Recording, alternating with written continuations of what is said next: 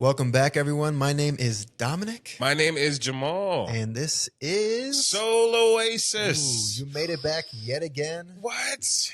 Back to the Oasis. Take a drink, take a seat, and let's explore together. Let's get it. It's cold. Let I me hope- put this ear thing on. It's cold. Yeah, I hope you guys have had a good week. I think we both have. Yeah. But we'll get a check in real quick. Don't forget to let us know how you've been doing. Please. We do care. We're not just saying it. No, we read those things. Yeah. So Jamal, please, before we get to any topics, check in. How was your week? How are you doing today? Thank you for allowing me to check in. Of course. My week has been pretty well. It's been a fun week. Okay. As you know, I started like this water fast thing, Yes. and I am feeling pretty good. I've been having to go to the bathroom so much. We've been having some fun at work. Okay. We are getting into, I'm trying to be so careful. We're into new seasons, which means things Yeah. are changing. My schedule is not changing, which I'm fantastic about. That's good. But things are changing. And so other staff members are starting to panic a little bit, but Okay. we're getting there. We also have this friend group, which we had a staff meeting Thursday, and Oh, okay.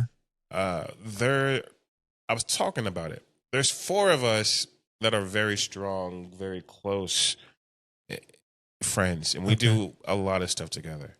We invite everybody. Let me just start by saying that. We invite everybody. All right. There are people there's four that come every time. Us four, we come every time. There might be one person that comes with us one day, another person that comes with us another day. But there's probably like 2 or 3 times where everybody has come together. And those are so fun. Yeah. But people have stuff to do. Don't be mine. But in our meeting, we had this apparently some people feel hurt if they don't get an invite to one of our hangout sessions. And you know what I mean? And so I realized working in the field with a lot of females that people gossip and do a lot of stuff. Yeah. And I'm starting to, after this meeting, I've been like looking around, noticing stuff more, observing. And I see, even from the 4 people that like us 4 that we're really close with, I notice it even in our group that like women specifically, because I'm only saying that because I work with them. Yeah. But they like are very particular about what they say to one person, and they do it differently to another person. And I'm looking and I'm observing it all, and I'm like, But yeah, people are very like, I want to hang out with y'all, but we invite everybody. Okay. But if we invite you like 2 or 3 times, and you're like, oh, I can't make it this time, then I'm not gonna invite you again. You're not making it. But it's fun. I've been hanging out with them.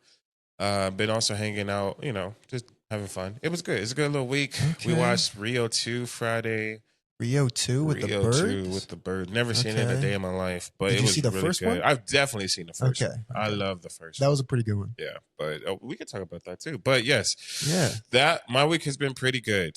All right. And I just bought a plane ticket. I am not excited about that. The cost or the plane? Cost. I'm excited about the plane ticket, but that cost. Yeah. How was your week? It's pretty good, though. I do wonder. Yeah. Did leadership like try to force you guys to invite other people to your own private hangouts? It's like, so we had the meeting, and first we had like 3 new staff members. Okay. And the meeting, you know how we have like a monthly meeting. Yeah. It's basically like You have your monthly meeting. Oh, this is like the rules of the thing, and for the new people here, it's like those kind of meetings. But it got to the point where it was like people feel hurt because we be at work talking like, oh, that was so fun. Oh, did you try this food? That, you know what I mean? And because out of work is where you get to relieve from the stress of work, the day. right? Yeah. And so we like come in rejuvenated, and we're having fun, and we're laughing. And we're like very close. So we'll walk around the clinic and we have like inside jokes and whatnot. Okay. And so at the meeting, the leaders were like, they were like, just be careful of how you say things, and all the fun stuff that is going on, because other people might not other people aren't how do you say,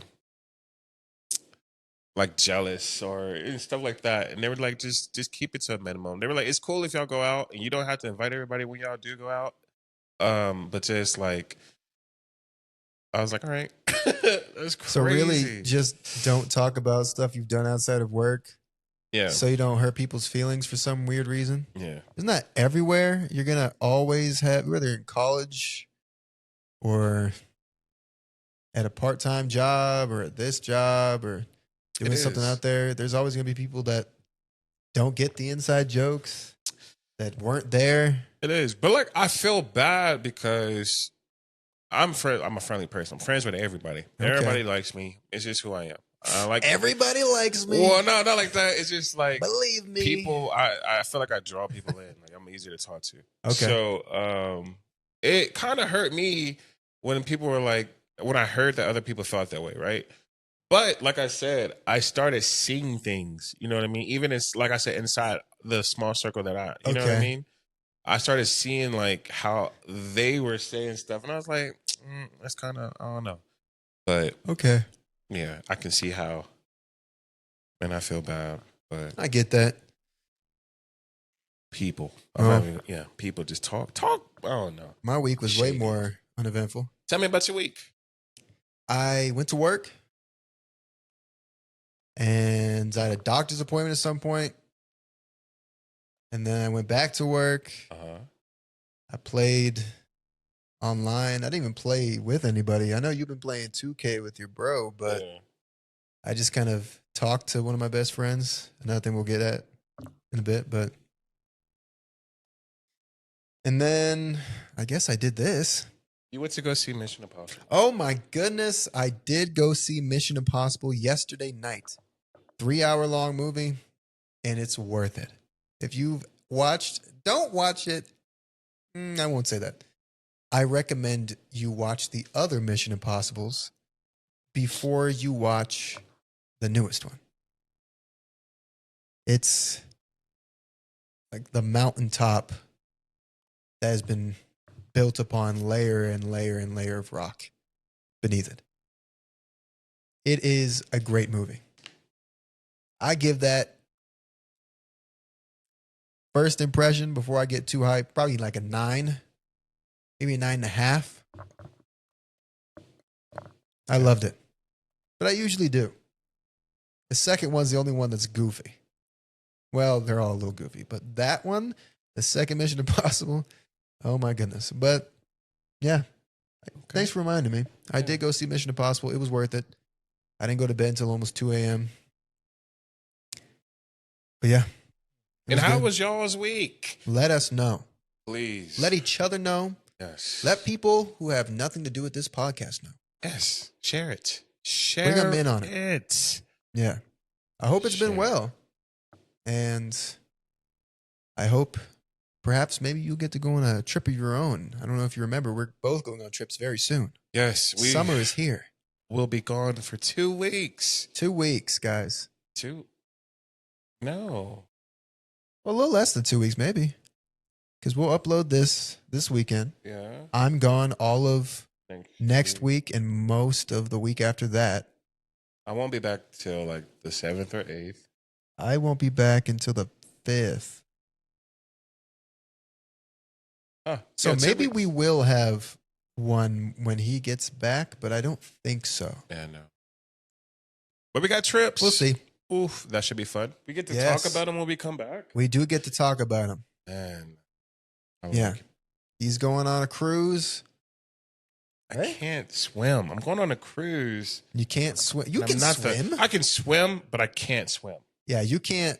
If the ocean pulls you in, it's going to be rough. Yeah. I feel like if we had a pool from point A to point B, would take me longer, like double the amount of time it would take you. That's always been a trip I want to go on, a cruise. Especially with that new cruise ship they made, the Icon of the Seas. Just the biggest ship ever made. Is that the one with when they have the... We were looking at cruises and they had one that was themed. Is that the one? I don't think it's themed. It's not like a Disney cruise. It's just a giant... It's a line of them. This is just the biggest cruise ship ever. It has like its own like dozens of restaurants, its own theater. It has a water park on board. It has Dang. Okay. and I'm guessing it's very expensive. Has to be. Has to be. If not, what am I doing here? Whew. And you're going to Disney World, Disneyland. Walt Disney. No, I'm not going to Disney World. Universal Studios. Universal Studios, which is in the same city, We got mind there. you, Orlando, Florida. I am going to Universal Studios, the brand new epic theme park to open this week. Whoa. Yeah. I saw a video of the twins in the Harry Potter movies opening. Yeah, during the opening ceremony. Oh. They had their wands. They're like, nah, and then the fireworks went off. Good for them. Are the everybody- twins? Your twins? No, not my twins. Okay. the okay, twins From the in movie. Harry Potter. Okay. I thought My you were talking about like the twins? nephews. Are they not twins? Oh, no, they're not twins. Oh, okay. No. What's that? I thought they. Yeah. Nah, Anyway, not my little cousins. I'm talking about the twins. What was it? Fred and George yeah. from Harry Potter. Shout out to Harry Potter. I'll be going to the Ministry of Magic. Do some dark wizardry. Really messing people up. Maybe even spam a unforgivable curse or two. Never know. Boy, that's my stuff. Scream at it. My favorite is Imperio. What a broken spell that is. Just do whatever I want. We talked about that. Like, those are the spells you can't do, but I feel like you can do harm with any spell. With any spell. Like Harry, whatever spell he used in that one movie when Malfoy was like turning to the dark side, if you will. Yeah. Dang near killed Malfoy. I'm pretty sure that was dark magic. He got no consequences. Mm-mm. All because, excuse me, the spell didn't immediately kill him. It's crazy. And a bunch of these spells can immediately kill people anyway. I saw Bellatrix Lestrange get turned into ash. And that wasn't an unforgivable curse? What does Avada Kedavra even do? Does it like trap your soul? If it did that, I would get it. Yeah. If it just kills you, so do half the other spells. There's spells that you can turn someone into an animal. You know, I could just squish That's an even animal. worse. If you become like a frog for the rest of your life, come on. I know. Anyway, Let's get to it. What do we have lined up on the agenda? we have a few topics. First of which, you want me to lay them all out or you want to do one at a time? Just get into the first one. We'll lay it out. Structure Okay, it. okay. Let's have some structure. Man, my allergies are... You are the structure man. Come on now. I'm the structure man. Wow, okay. Because I'm not. All right. Somebody has to be. It's not me. So our first topic will be, friends. Yeah. What are they? What are friends? How do we get them? And how do you get your friends? How do you keep your friends? And then he wants to talk about, most importantly, how do you rank them? I'm ranking them. All right. I don't know if you want to go by name. I'm not. Okay. But I am interested in knowing how you classify your friends. Yes. Do you really do if I won the lottery, you're getting 20,000, but he's getting $1 million? Do I do that? Yeah. Yeah. Because I'm 25,000, right? I'm at least, maybe last time it was like 30. What is it out of? We could talk about it. Last time it was like out of billions. You gave me like $25,000. Oh, well. Yeah. Yeah. I was all he had for the podcast, guys, if you didn't know. Mm-hmm. We're going to talk about friends. We're also going to talk about animated movies like Disney. Yes. Anything that has animation in it. Yeah, we want to know your favorite animated movies as well. We're going to talk about ours, and they could be Western animated movies by Pixar or Disney, or Japanese by something like Studio Ghibli, which, of course, will show up in this list. Let's be honest. Come on now. And then our last topic will be our own personal acting methods. Yes. The Jamal method and the Dominic method, if you will. Oof. How we use it on stage and how we may translate it to film and television. Yes. I also want to talk about the stigma when we get there. When we get stigma? Yeah, we'll talk about it. Okay. All right. All right. But first, we're getting to friends. So Jamal, I feel like, I know we have to have like some sort of thing I can hit. Man. I don't know. I feel like, oh, you just changed your voice. Okay. Okay. Well, if you're just listening in, He hit the keyboard. He did. Friends. So my question to you Okay. is how do you think you can make a friend? I was always pretty good at making friends because I had to bounce around all over the place Yeah. to different lands, if you will. I feel like it's observing. I don't know, man. Now that I think about it, you can't. It just happens. Yes. Like you observe people's conversations, kind of fit yourself into them. Yeah. If they have interest, you can bring it up to them. Yes. Maybe I met a lot of friends just by showing up to recess and like playing football.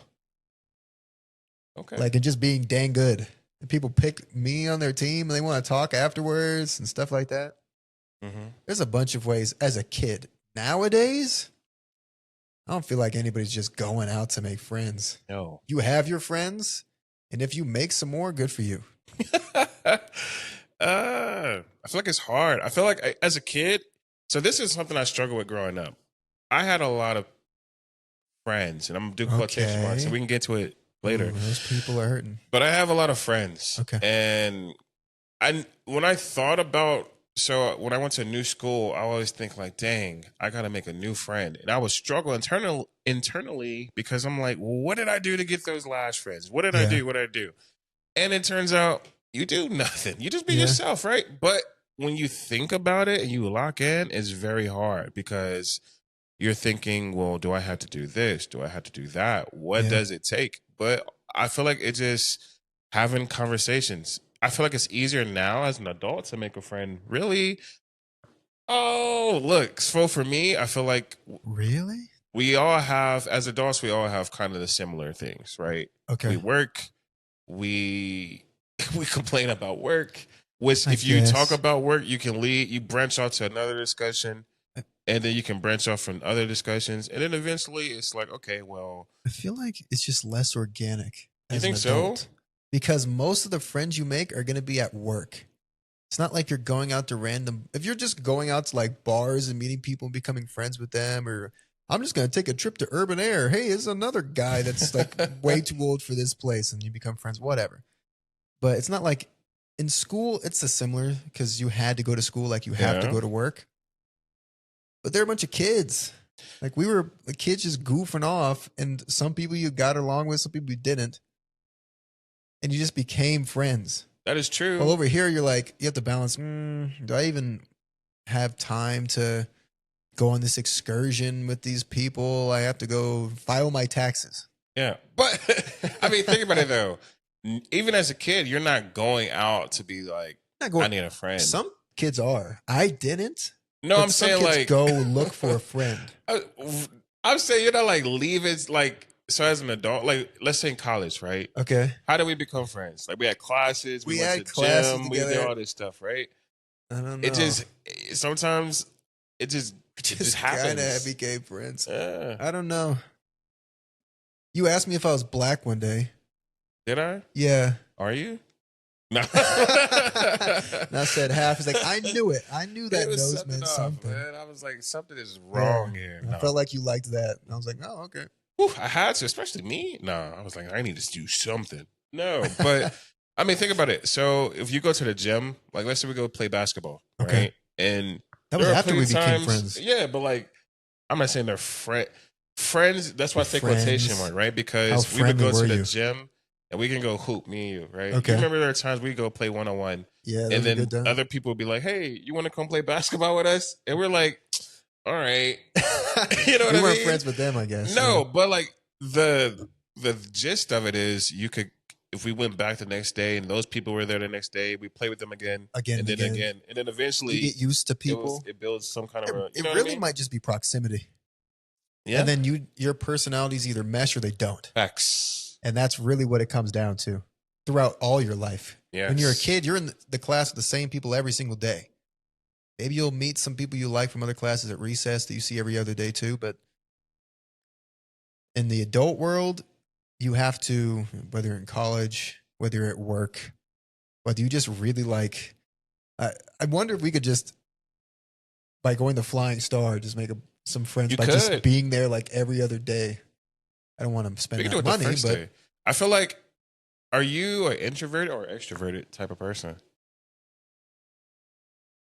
I Be honest. have the smart answer and then the honest answer. Be honest. The honest answer is I am an extrovert Okay. because I don't think I think I like to talk to people too much to be a true introvert.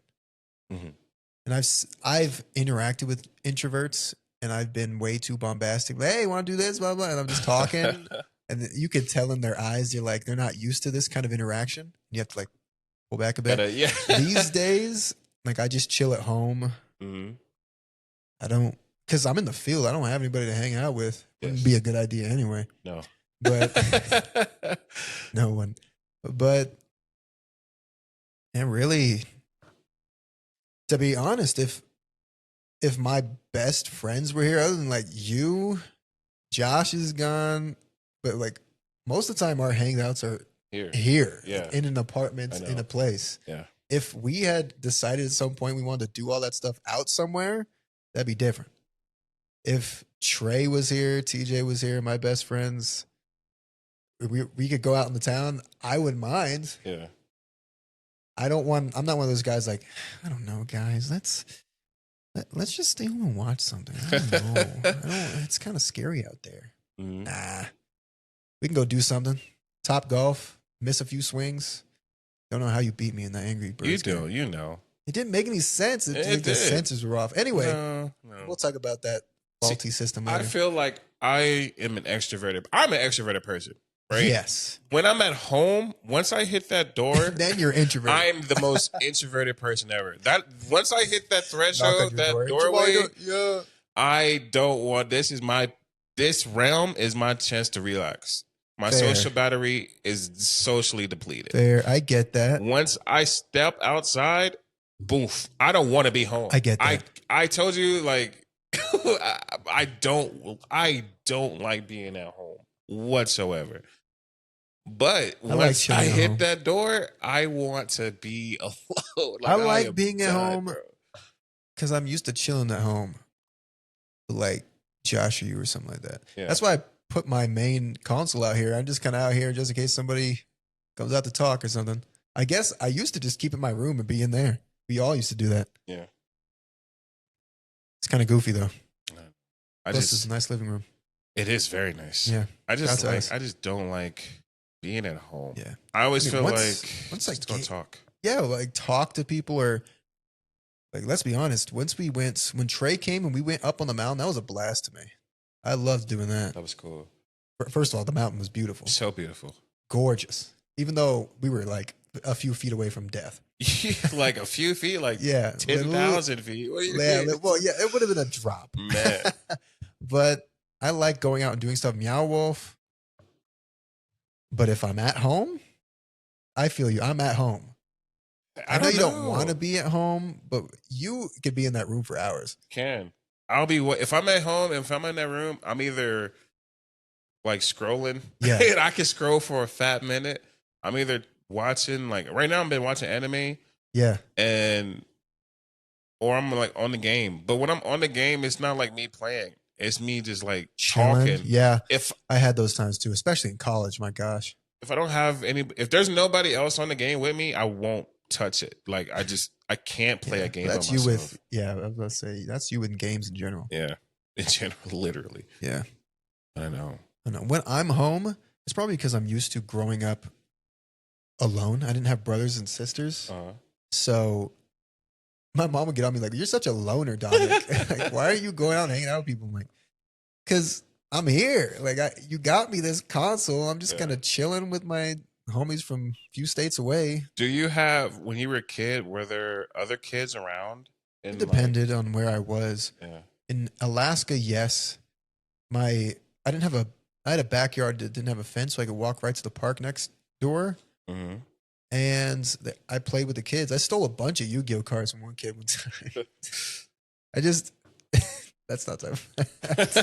He just dropped his cards and I started helping him pick it up and I just didn't give it back. He just walked away. And I was like, well, they're mine now. Anyway, sorry to you. Hey, if you know who I am, I feel bad for you. I still have those cards in a bag in my room waiting to meet you one day. I'm waiting. Anyway, that was like the easiest. When I moved to Texas, there were some kids I used to hang out with in billeting, Yeah. which is like military housing. And well, it's actually different than military housing. But billeting, there were some kids, and we like pushed this squirrel around in a cart. That's the only thing I remember. Okay. Let me add some more ums in there. When I met Trey, I would go over to people's houses. I thought that was the coolest thing ever because I never got to spend the night in anybody's house. Especially since every time I did, and let me be clear, I wasn't suffering. I wasn't super poor. But every time I went to somebody else's house, they were doing better than I was. And it was just a blast to see some stuff. And I could have snacks, which some parents like gave me like soda. And I never got to have soda unless we went out to like Chili's every few months or something like that. Yeah. But really, I didn't have people to hang out with unless I invited them over and they invited me over as I got older. Yeah. Even in Canada when I was like a teenager, I invited people. Ben, if you're watching, you came over more than anybody else. That was a blast. You played Split Fiction with Ben, no? I did play Split Fiction with Ben, but we had to quit. He had to. Y'all didn't finish? No, we didn't. He didn't. Ben. No, because there was like this Mm-mm. demonic circle that he doesn't mess with. Oh. So he sold the game. Oh, okay. Yeah. I respect that. Yeah, that he had a valid reason. Okay. He didn't just like, I'm not feeling it. All right. We were having a blast. Okay. Yeah, we'll find something else, Ben. Don't worry. I wish they come out with more 2-player games. I really do. Just some co-op games in general, I think were really fun. Yeah. Even just the old classic co-ops like Gears of War, Halo. Those were a bunch of days spent having fun. I had a lot of friends growing up. I had a lot of friends growing up. And in the neighborhood in particular. Yeah, you had a tight-knit group, you said. Right. In that area. And so we would always, like I said, I don't like being in the house. So every day, like after school, after like we get out of practice, like football, soccer, basketball, whatever it is, we'd all like just hang out and we'd like play soccer or throwback tackle or like play baseball with sticks. I don't know. Like we just do something fun. We go play tag and like we like have our like own fake track meet. So like we just go do something fun in the neighborhood.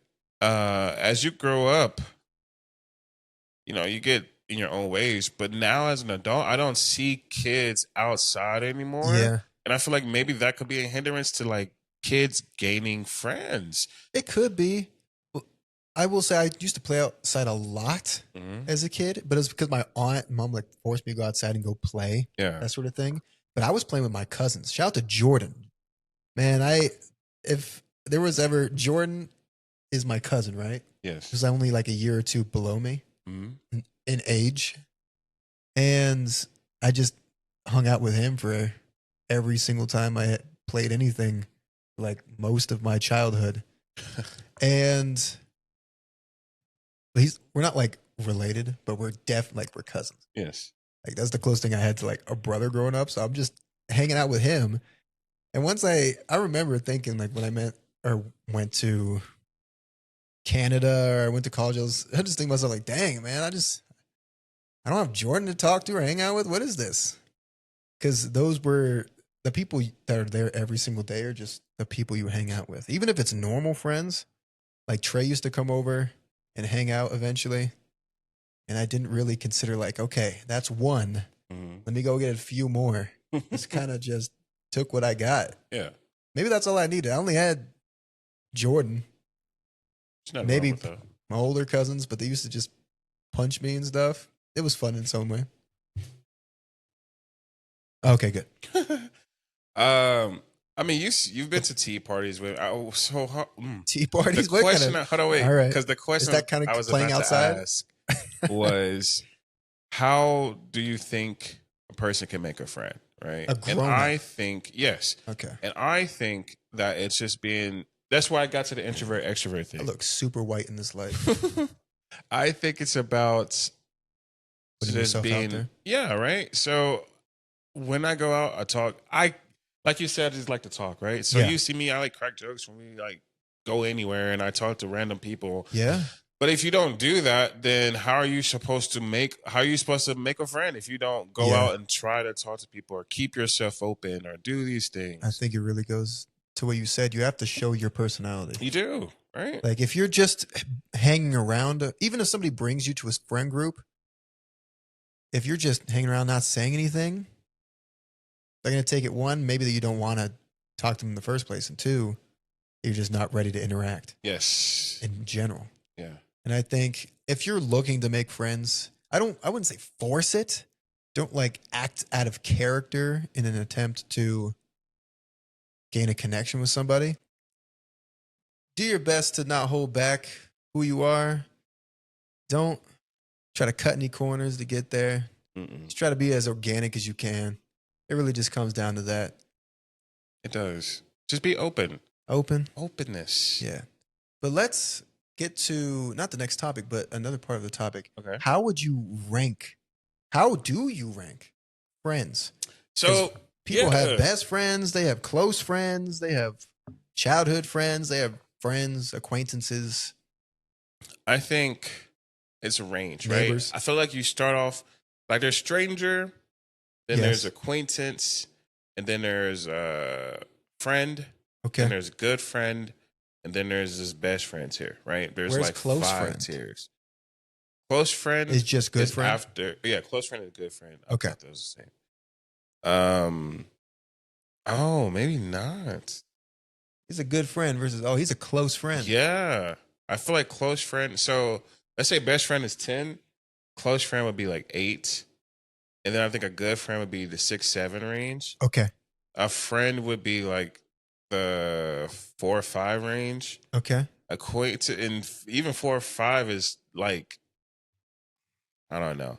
But that like 5 range is a friend. Like I can do something with you. I can hang out with you, but like I might not like get, how do you say, I might not go out to a movie alone with you. Okay. Type friend, you know, that's what interesting. So a stranger is someone you meet on the street. They're like a 0, 1. Hello there, right? neighbor. Right. An acquaintance is someone where I can say hi. We can have those brief, quick, contact. Like, Yeah, how you're was your barista day? at Starbucks. You know what I mean? Right. Cool. Not even that. There are some people, like I have coworkers who I would consider acquaintances. Like they're not my friend. I have coworkers that I consider strangers. Yeah, I literally do. I have people I went to school with for like 3, 4, 5 years, and I still they're strangers to me. Yeah. I feel like an acquaintance is someone who I can have a conversation with. It's not awkward when we're together, but I know that I can't make certain, like we're not at that level where I don't know if you can handle this type of humor from me yet. Okay. I don't know really much any details about you. I don't know like your family situation. I don't know anything about your childhood. Okay. We're just like on the base surface of friends, right? Friend. A friend, I feel, is someone who I can make like jokes with, I can hang out with in a group setting. In a group setting. A friend is someone that normal friend you can't hang out with alone. Well, you could. Don't get me wrong. It's just gonna be more. But I feel like there's like a point where it's like either we're gonna hit that point where you're about to be a really good friend, yeah, or we're just gonna stay friends. You know what I mean? I feel like a friend is like a friend. When I think of friend, like a friend group. It's the testing ground. You know what I mean? Like, yeah, I feel like I gotta like be a friend with you. It has to be 3 or more people in a group, and then you're a friend. To be a good friend is someone I can like call you whenever and we can like talk about something, or I can hang out with you and I can depend on you, but I won't be like, hey, I need you to come help me get my car. You know what I mean? Like, I don't know. Like, you're a really good friend, but I don't know how really close we are. Like, can you tow me out of here? You know what I mean? Or like, hey, like a good friend is someone, hey, I need to go to the airport. Can you help me get there? Like, that's what a good friend is. Not someone I can be like, hey, I wouldn't do that, but like, hey, can I borrow $10? Like, I don't know. Like, I need you to bail me out. You know what I mean? Like, that's not I don't know. I feel like good friends have levels. Okay. And a good friend is someone I can hang out with alone. Like, a good friend I can go get something to eat with. I can go to like Starbucks or Chili's or something. Just quick, like maybe 3, 4 hours tops. is the peak threshold. All right. For me, a close friend is someone who I can just like do whatever with. You know what I mean? Okay. But again, I think a close friend is at that like 8 or 9 stage because though I could do and depend on you for probably almost anything, I feel like a best friend, when you hit that best friend, is that person where I'm like, hey, get me out of jail, or hey, I'm about to be the best man at your wedding, or like, hey, our kids are going to be basically like best friends too. Like that's Okay. what I think a best friend. A close friend Like, is all right, someone. it's lifelong now. Yeah, But, a okay. close friend is someone who I think I can be friends with for a long period of time. Yeah. But we can be like we'd have to be in contact with a best friend. I might not talk to. I don't have to talk to a best friend for a month, and I can connect with you, and we can still be instantaneous. Okay. I would still talk to my best friend a lot. Yeah. You know what I mean? But it's Yeah. like That. Do you have a best friend? Do you consider one of my brothers on there? your brother your best friend, or because you've put him in the box of brother, like actual family, does it not count as best friend? Because a lot of people say their best friends are their brothers and something like that. The people I play the game with, I call them my brothers, but they're like not blood. So I think they would. Well, I say that there's definitely one of them is definitely one of my best friends. Okay. Like we lived together in college. We've done a lot of stuff together. We've been through a lot of ups and downs together. Not really with each other. Like, I mean, we can get into like a best friend. I feel like you can get into an argument with and bounce back. You know what I mean? Yeah. You don't think you can get in an argument with like a good friend or close friend? Yeah, but like how in detail would it be? I mean, like close somebody's friends too, like a close friend's like shouting at you, but then like the next day you're like, all right, my bad. Absolutely. But that's the next day. I feel like with a best friend, best I could friend, like just a couple minutes later, you're like goofing off again. I think so. Yeah, I've had that with Trey. Freaking yelled at this guy. I was like, bro, chill. No, he's yelling at me. Oh, shout out to Trey. Yeah. It's funny you say that because like I said, I like to talk when I'm in like those things. Yeah. My best friend on there, I can talk like all day, all night. Okay. We play with about 3 or 4 or 5 other people sometimes. Majority is just me and my best friend and like one person there. But when it's all of us, it's fun. But they always ask me, they're like, hey, are you going to get on tomorrow? And this is how I know like they're becoming like good friends. Because I told them, I was like, no. I was like, unless he's on here, I'm probably not going to be on with y'all. It's what I told them. I'll tell them to this day. Crazy. But I told them like, I already, because I told them I don't like playing game in general. Yeah. I'm not going to get on to play the game with you knowing that I can't communicate the way I can when I can communicate with him. If I'm not going to, I can communicate with my best friend way better than I can communicate with y'all. I'm not going to get on the game with y'all. And I told them straight up. But there are times now, there's like one person where if my best friend isn't on the game, I will get on the game with them.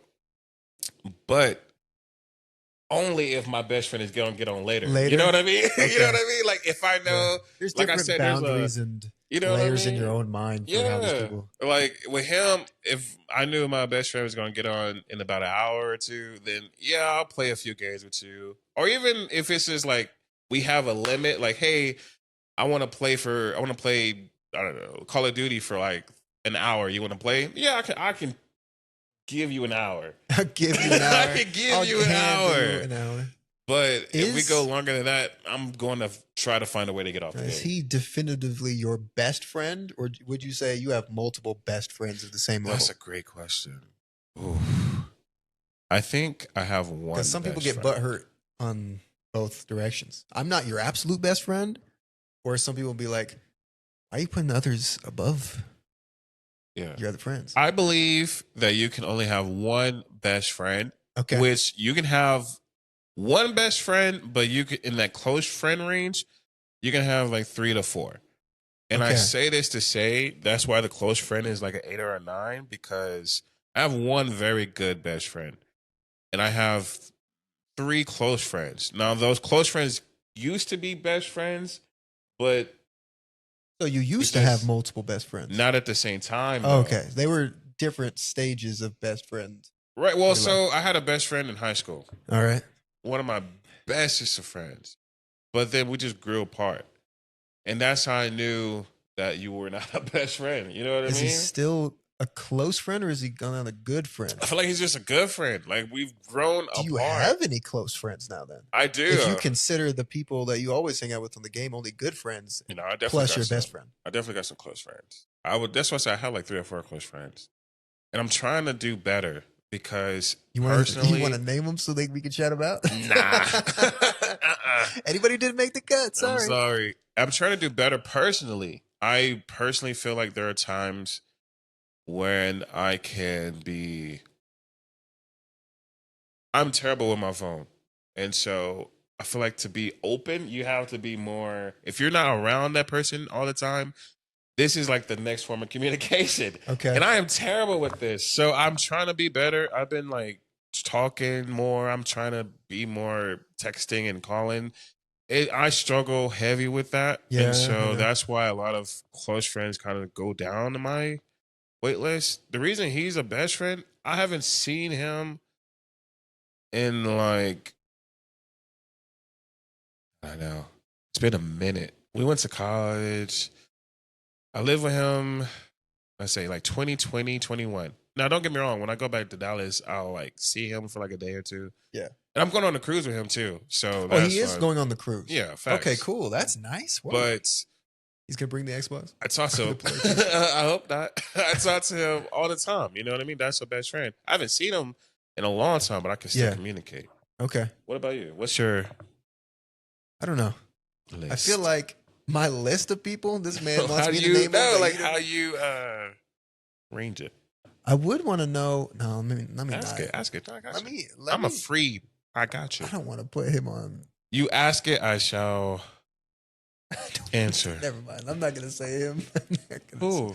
I was just gonna name people we know and see like where they rank. I got you. Where's Josh? Josh is I think he's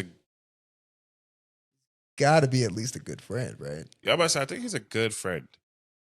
Like, if we're ranking it, I think he's like a 7. Bro, all your life. That's pretty high. Like a 6 or a 7. Yeah. For somebody you only met in college?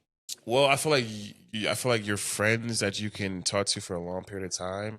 It doesn't matter when you struggles. Yeah, at that point. Hey. I do think he's like a 6 or a 7. Okay. Yeah. Only because there are times where I feel like I said, like I like to be extroverted, and I don't think he's as extroverted as I am.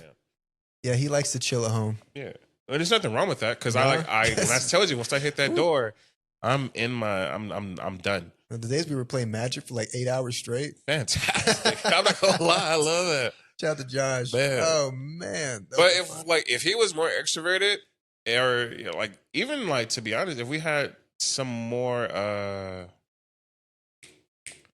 like get-togethers, that too, but like things in general, like common interests. Oh, common interests, yeah. Then he would definitely be like a close friend. Yeah, he's definitely a really good friend. Don't get me wrong. Your personalities match pretty well. Yeah, it's just you like to go out and do stuff. I guess that's it. And he has different interests too. Yeah. Interests we've infected you with over time. 100%. Yeah, you're wrong. Where are I don't want to just start naming. Come on, I'm ready. Let's go. What about Kenny? Kenny, that's a close friend of mine, or I should say a good friend. Okay, that's like I call that's my brother for sure. We've been through a lot of trials and tribulations. He's also a 7. I can text him right now. We can have like a 2-3 hour conversation about just some stuff. I feel like if I was around him more, if I was in the same city, if I was in Cali right now, we would definitely be like very, very close friends. Like, you don't get me wrong. I get that. I think distance, if you don't talk to somebody a lot and distance separates you, then it can get you. You know what I mean? But that is definitely my brother. Him, Cameron, and Zach. Exactly. Those are the other people I was going to name. They're my brothers for life. Like, we've been through so much. Shout out to y'all. I hope you guys are doing well. If you guys ever watch this, hopefully you will. They're doing great. Cameron's been doing some film. Yeah, and he's been doing commercials, and he's been reading books. Kenny has been doing music. Why'd you put reading books in there as if?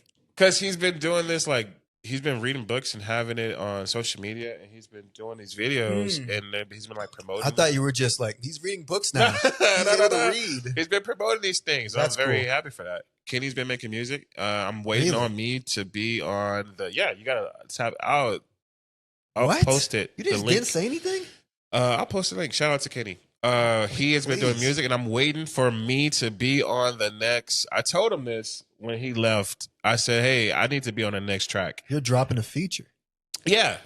I'm telling. It's a secret. Bars or are you singing? I'm trying to do both. So look, we had this when we lived in our Drake house featuring together. Drake? We had a rap battle, and he won't tell you, but I beat him in the rap battle. Ooh. But it is Couldn't what be it me. is. So yeah, he won't tell you now. We have it's a secret. I probably shouldn't be telling you this, but we got an album coming out. Ooh. It's not real album yet because he doesn't know about it yet. But I'm telling you, I'm speaking it into fruition right now. Is that why you had that reaction? I was telling you my music plans. Yeah, no, I have music as a kid. I've been in choir and stuff. Well, I have a music plan. I told you when I was a kid, I wanted to make an A through Z catalog. Like that's what I wanted to do. And Zach, my boy, he's been a teacher. He's been doing his thing out That's here great. in Vegas, and I hope he gets married soon because I want to go meet up with my boy. It's my 5411. Shout out to Zach. You were always super chill. No. Every time we talked, you were man. They're talking about Zach. He's just nice. He actually is. Yeah. Out of all four of us, I do think he probably gives off the most like, oh, you might think this guy is like doing something, but he's so chill. He's like so easygoing. That's my boy. But yeah, shout out to 5411. I love y'all, my brothers for life. Where do you stand? What the heck? Nobody asked that. But I mean, yeah, might as well say it. Go ahead, man. Not gonna 20,000. lie. Nah, not gonna lie. This year, since we lived together in this apartment, I feel like you've grown a lot with me. Like, I'm gonna say, I'm saying you've grown a lot in the money range is where I was getting at, but I think we gotten a lot closer. Before living in this apartment together, I would have think you would have been just a good friend. I still think you're a good friend. Definitely a closer friend. Like, if you're not an 8, you're like a 7.8. You know what I mean? A 7.8. You know what I mean? Like, I am so hype about our journey together that not just the podcast, but in general, like we've been playing games. You've got me into Elder Scrolls. I'm hyped to get back on that. We've been playing Magic. You play basketball. Like you have our interests are so great.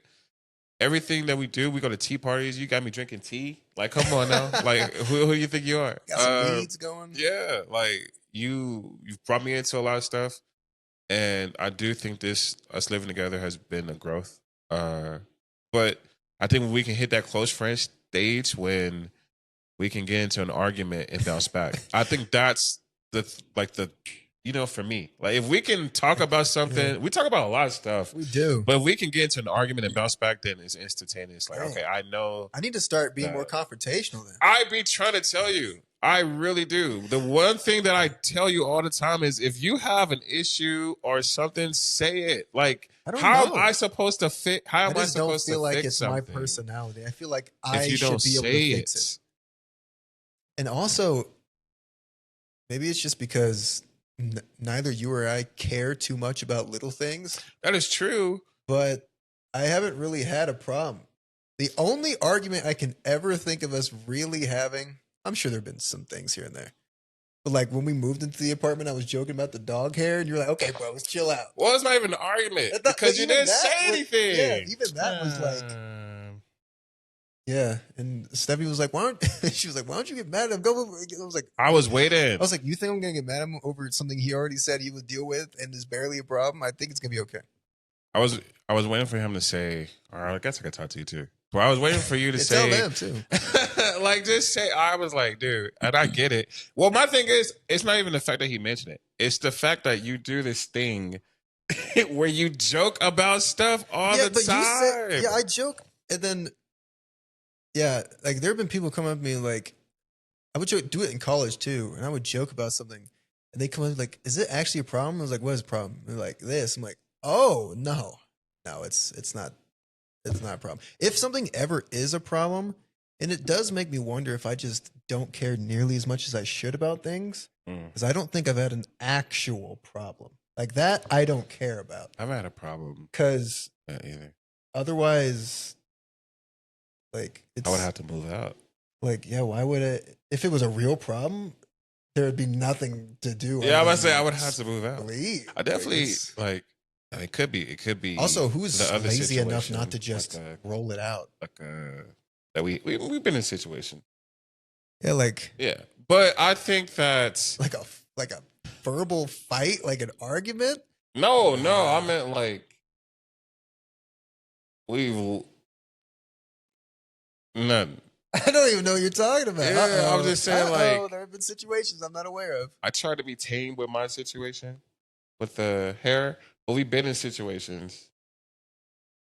I'll tell you later. Okay. So, but yeah, but he does this thing where he jokes, and it's like a serious joke, but it's in a joking manner, and it's cool.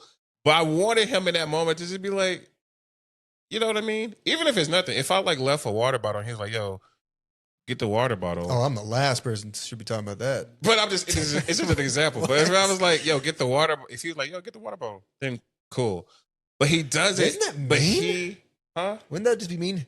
Pick up the water bottle now. Well, it's how you say it. Like, that's what I'm trying to get at. It's how you say it. Well, it's I guess I joke too much. You know And I have come over the years to realize, like, some people might, with how much I joke over stuff, people might think, like, I'm doing, like, a backhanded way of trying to get them to fix it without being confrontational about it.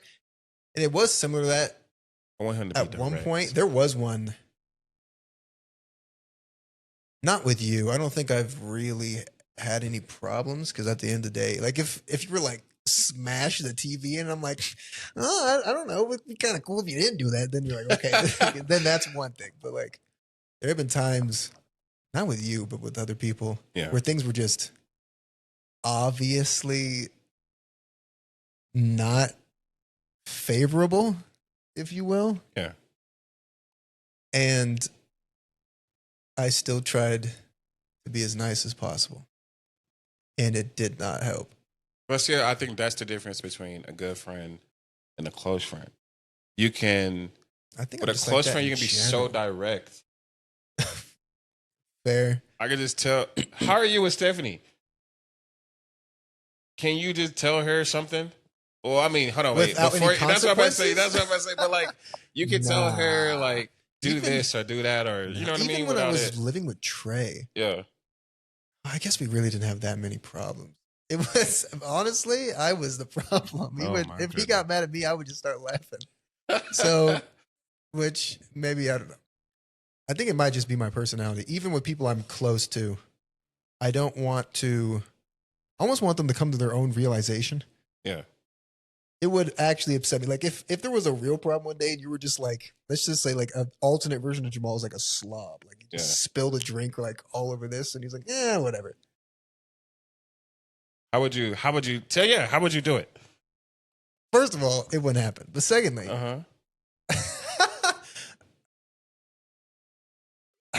if I just like made food and never ever washed after myself, what would you do?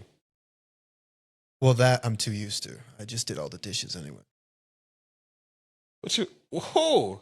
When I lived with... Oh, I thought you with me. Yeah. There's about to be a problem right now. I promise you. Nah.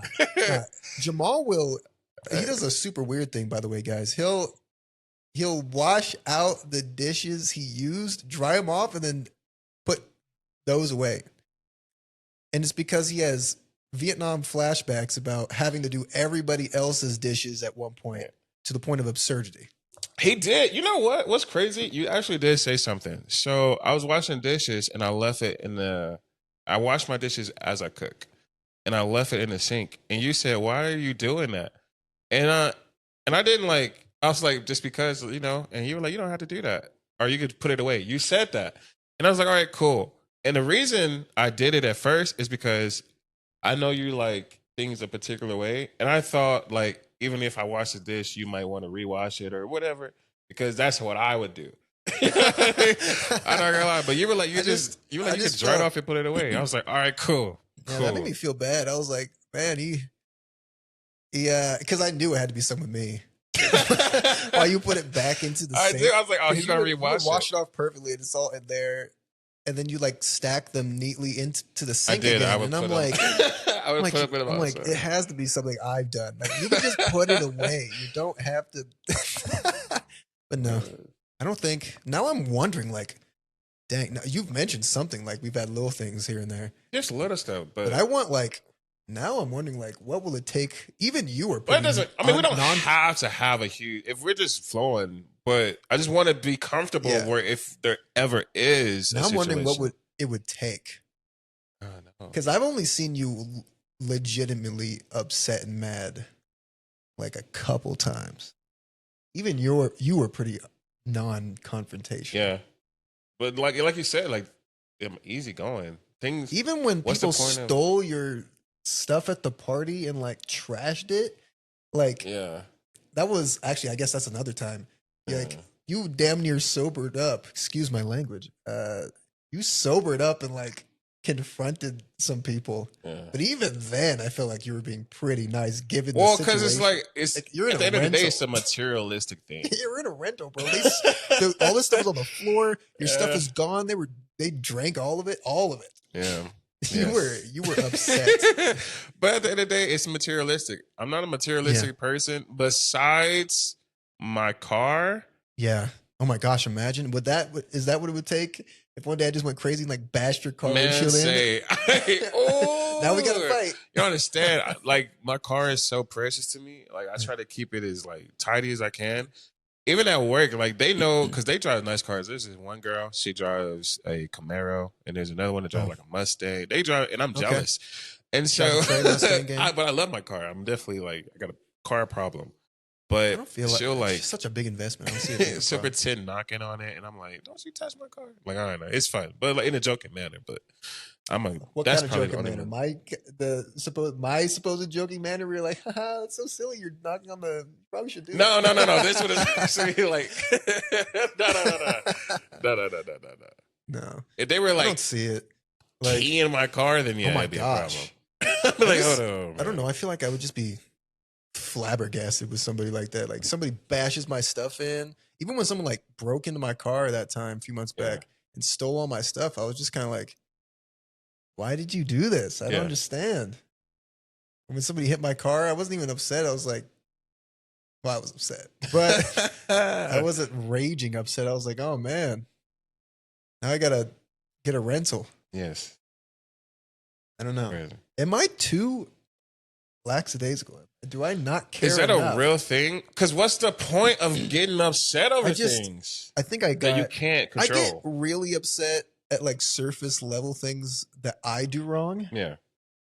But stuff people do to me, I just over the years, and I'm not trying to be like a guru or something, but I've realized it just makes it worse to get too upset about it. Yeah. And I can't focus on fixing it. I'm upset. If somebody were to come in here and trash all our stuff, I'm gonna be upset. But screaming and like thrashing and punching the walls and stuff is not gonna help me. No. I need to go file an insurance claim. That's what I need to do. I know. It's just we were talking about this with some friends of mine, but you become upset, especially if it's a person. You're upset with that person. It doesn't do anything to that person. That person still lives their life. They don't even care that you're upset. But now you're wasting energy and you're making yourself worse because you're upset with that person. It does nothing for you. I guess the most I get upset is what does make me upset? Like if somebody, not betrayals or something like that, but I don't know, indictments of character, like some random, like if somebody's just being malicious. Yes. That upsets me. But it more upsets me that you are doing this with a certain intent, not really what you say. Okay. Because people joke around with each other. They're super close, if you will, like close friends. Like they'll say the worst things to each other, but if they're not serious, nobody cares. But if somebody says the most mundane thing, but their intent is to hurt your feelings or make you feel a certain way, that's what your intent is what upsets me. My last person, and then I want to hear yours, is Stephanie. Right? Okay. Whoa. Stephanie, you just wanted to talk I about do. where Stephanie was. Because I want to increase it. So Stephanie, when I first met Stephanie, Stephanie was start off acquaintance, and you go through all the trials, right? Technically. But she was like a friend, and then I think she started becoming a good friend, and now I feel like we're like going away again. And there's two reasons to it. One, so if I had to rank her, I think she's like a 5 or a 6. She used to be like a 7. Now she's like a 5 or a 6. And the reason is because, one, we do a lot of stuff here. Yes. And I don't like being home in general. Yeah. So it's like I said, once I'm home, I'm home. So if we did stuff over there, 100% better for me. 2 is because y'all don't like y'all time. She's your girl at the end of the day. So I'm trying to give y'all as much time together. Yeah. It's like y'all do y'all thing, because y'all hang out like, you know what I mean? Like when y'all do hang out, it's limited. So we used to hang out as a group a whole bunch. Yeah. Whether it was here or somewhere else. Usually here anyway, but yeah. But y'all time, that's what it is. Y'all time is so limited. I got nervous. I was like, she's like, oh, another gangy night. I'm like, oh, never mind. And eventually it just became like she saw you every once in a while. Yeah. Yeah. We were hanging out a lot for a while. And it was cool. I had tea fun. party every month. Yeah. But y'all time together have been limited. We'll see. We'll see. Letting y'all do y'all thing. I don't know. I thought you were about to ask me, where do you rank Stephanie and your friends? Like a 5. Nah. That'd be hilarious. It is. Okay. I'm trying to think of because I have.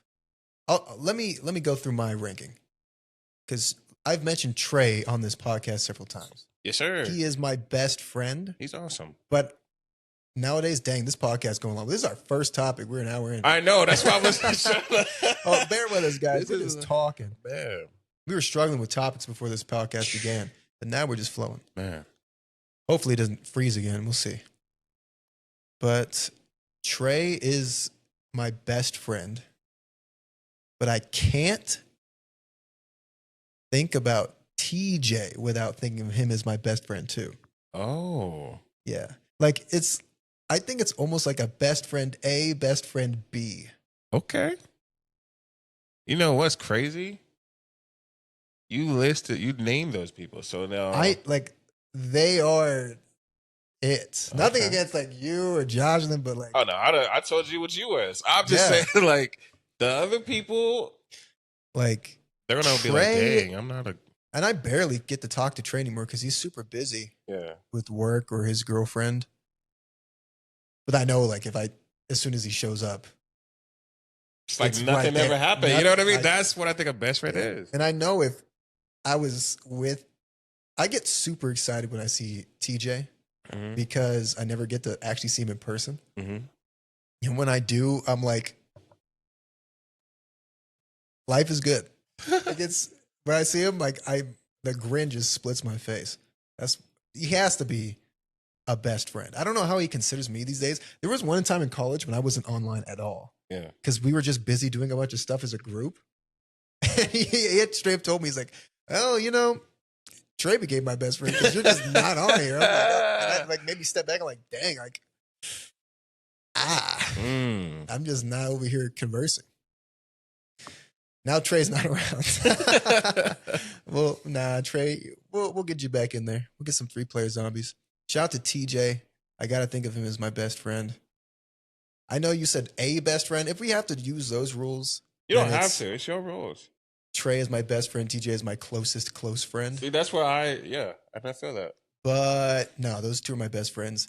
Close friends, and to me, it's just a nostalgia feeling, I think. When I think of Ben, who I was playing Split Fiction with. I'm terrible at keeping contact. Sorry about that, Ben. I've never been good at keeping contact with people. Time just flies by. I'm like, I wonder how Ben's doing. But he'll always be a close friend to me. He'll always be one of the best / close friends. Because, I don't know, we just hit it off. Shout out to Yu-Gi-Oh! We played. He was over at my house every weekend when we met. Every single one to the day I left. And then, who else? I don't know. I think of people that I knew as a kid that I thought I would hang out with forever. Then I moved away for like 3 times, and I'm like, oh, guess not. Yeah. Like there was a guy named Jaquel. He was one of my closest friends as a kid. I barely talked to him in these years. Hope he's doing well though. There's, I don't know. Now that I think, Josh, you, I don't know where you guys are. Nah, you do. I don't know. Yeah, where you guys do. are. Come on, be honest with yourself. You're a good 7 on my list. I'd say Jamal's a good acquaintance. I believe it. Nah, I'd say we're good friends. I don't know where good friends rank again. It's your list. Yeah, but I feel like as we have done more stuff, like naturally in everybody's lives, you get closer and closer to people you do more stuff with. We do have a lot of common interests. Yeah, I know. Like, when I had to step back and be like, dang, I don't know. There's really been anyone I've had more common interests with. I was like, dang, basketball too? Yeah. I wonder if he play. Oh, he played football too. Oh, Andy likes the anime. Oh, Andy wants to do acting. Oh, Andy does the singing thing. Yeah. It's kind of awkward, actually, how many interests we have in common. That's Not gonna lie. Yeah. I mean, but you're more into anime and stuff than I am. Don't get me wrong, Yeah. I am into it. You're just on a different level. Yeah. Which I think that was also part of it too. When I say I think you're a 7 or 8, or not an 8, you're a 7. Yeah, you said 7. Josh is like a 5. Is because though we all have that anime like bond, there's only a limit to how further I can go. Common interest wise, you know what I mean? Yeah, this thing is just on you. I know. Common interest, but yeah. I don't know. I don't like to really push it. Josh, I pushed right off the deep edge. Like the deep end of that, he went, watched everything.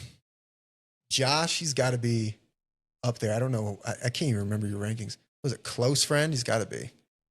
That was the best man at his wedding. I hope so. I mean, yeah. Yeah, but that's because I lived with Josh for like every single year of college. Almost every single year, except because we couldn't live with other off campus the first year. Yeah. Y'all lived together sophomore year? We lived together sophomore year, junior year, some my senior year, and then COVID hit. Yeah. And then he came back together. Yeah. For 4 we came back together for 2 years. 2? No. So I guess it was 2. Yeah, 2.5 maybe. Yeah. And then 2. Yeah, about 2. Whoa. So where is Stephanie? If we're talking about just friendliness, because she's my significant other, I don't know.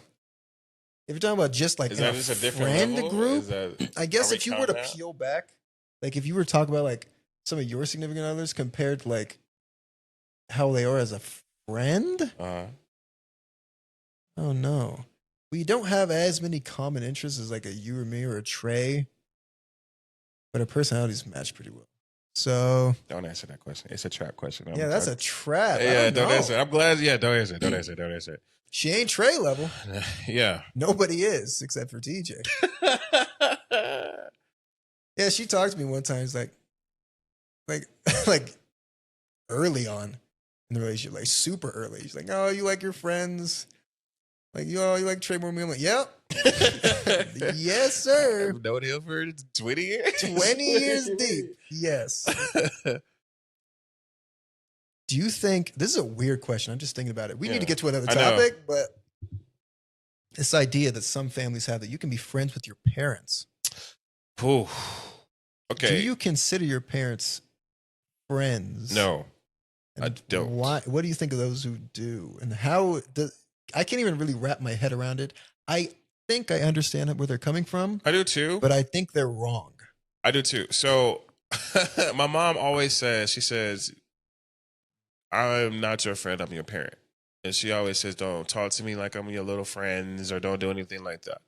Growing up, my mom was my mom. Mom strictness, right? The authority figure. Right. And so I never thought of her any other way. I definitely see other kids that talk to their mom off whatever. Now, like as an adult, I can talk to my mom more freely. Yeah. I still have boundaries that I will never ever cross. I still don't use any kind of vulgar language. I don't do. I talk to my mom like a mom, but I can talk to her about more things. Okay. We're definitely like hit a different level, but I would never talk to her as a friend. And I don't think you can be anything other than friendly with your parents. You can't be a friend. My mom and I have been close forever because she was she was my mom. Yeah. I don't have a dad. Yeah. So basically, she showed me most of my interests. And especially like you could see in the COVID years, we watched like a whole bunch of shows together. We were hanging out, going on a trip with my mom, just her, because we like Harry Potter and stuff. Yeah. She's not my friend. She's my mom. It's so weird to even think of. Like I've seen, I saw this argument online. Maybe it was just a show. People were like, "Oh, I don't." If my mom said that, like she was like, "I thought you were my best friend. I am your best friend." No, you're. It's impossible. It is. That's your mother. It literally is. You don't have any friend. If that's your best friend, you don't have a best friend. No. As you guys can let us know what you think down below. Maybe you have a completely different point of view. From my point of view, it's impossible, truly impossible to be friends with your parent. No. The only way to be friends with your parent is for you to not know they're your parent. That's it. If you were to meet them randomly in the street. And even then, it's a little weird. There's a huge age gap.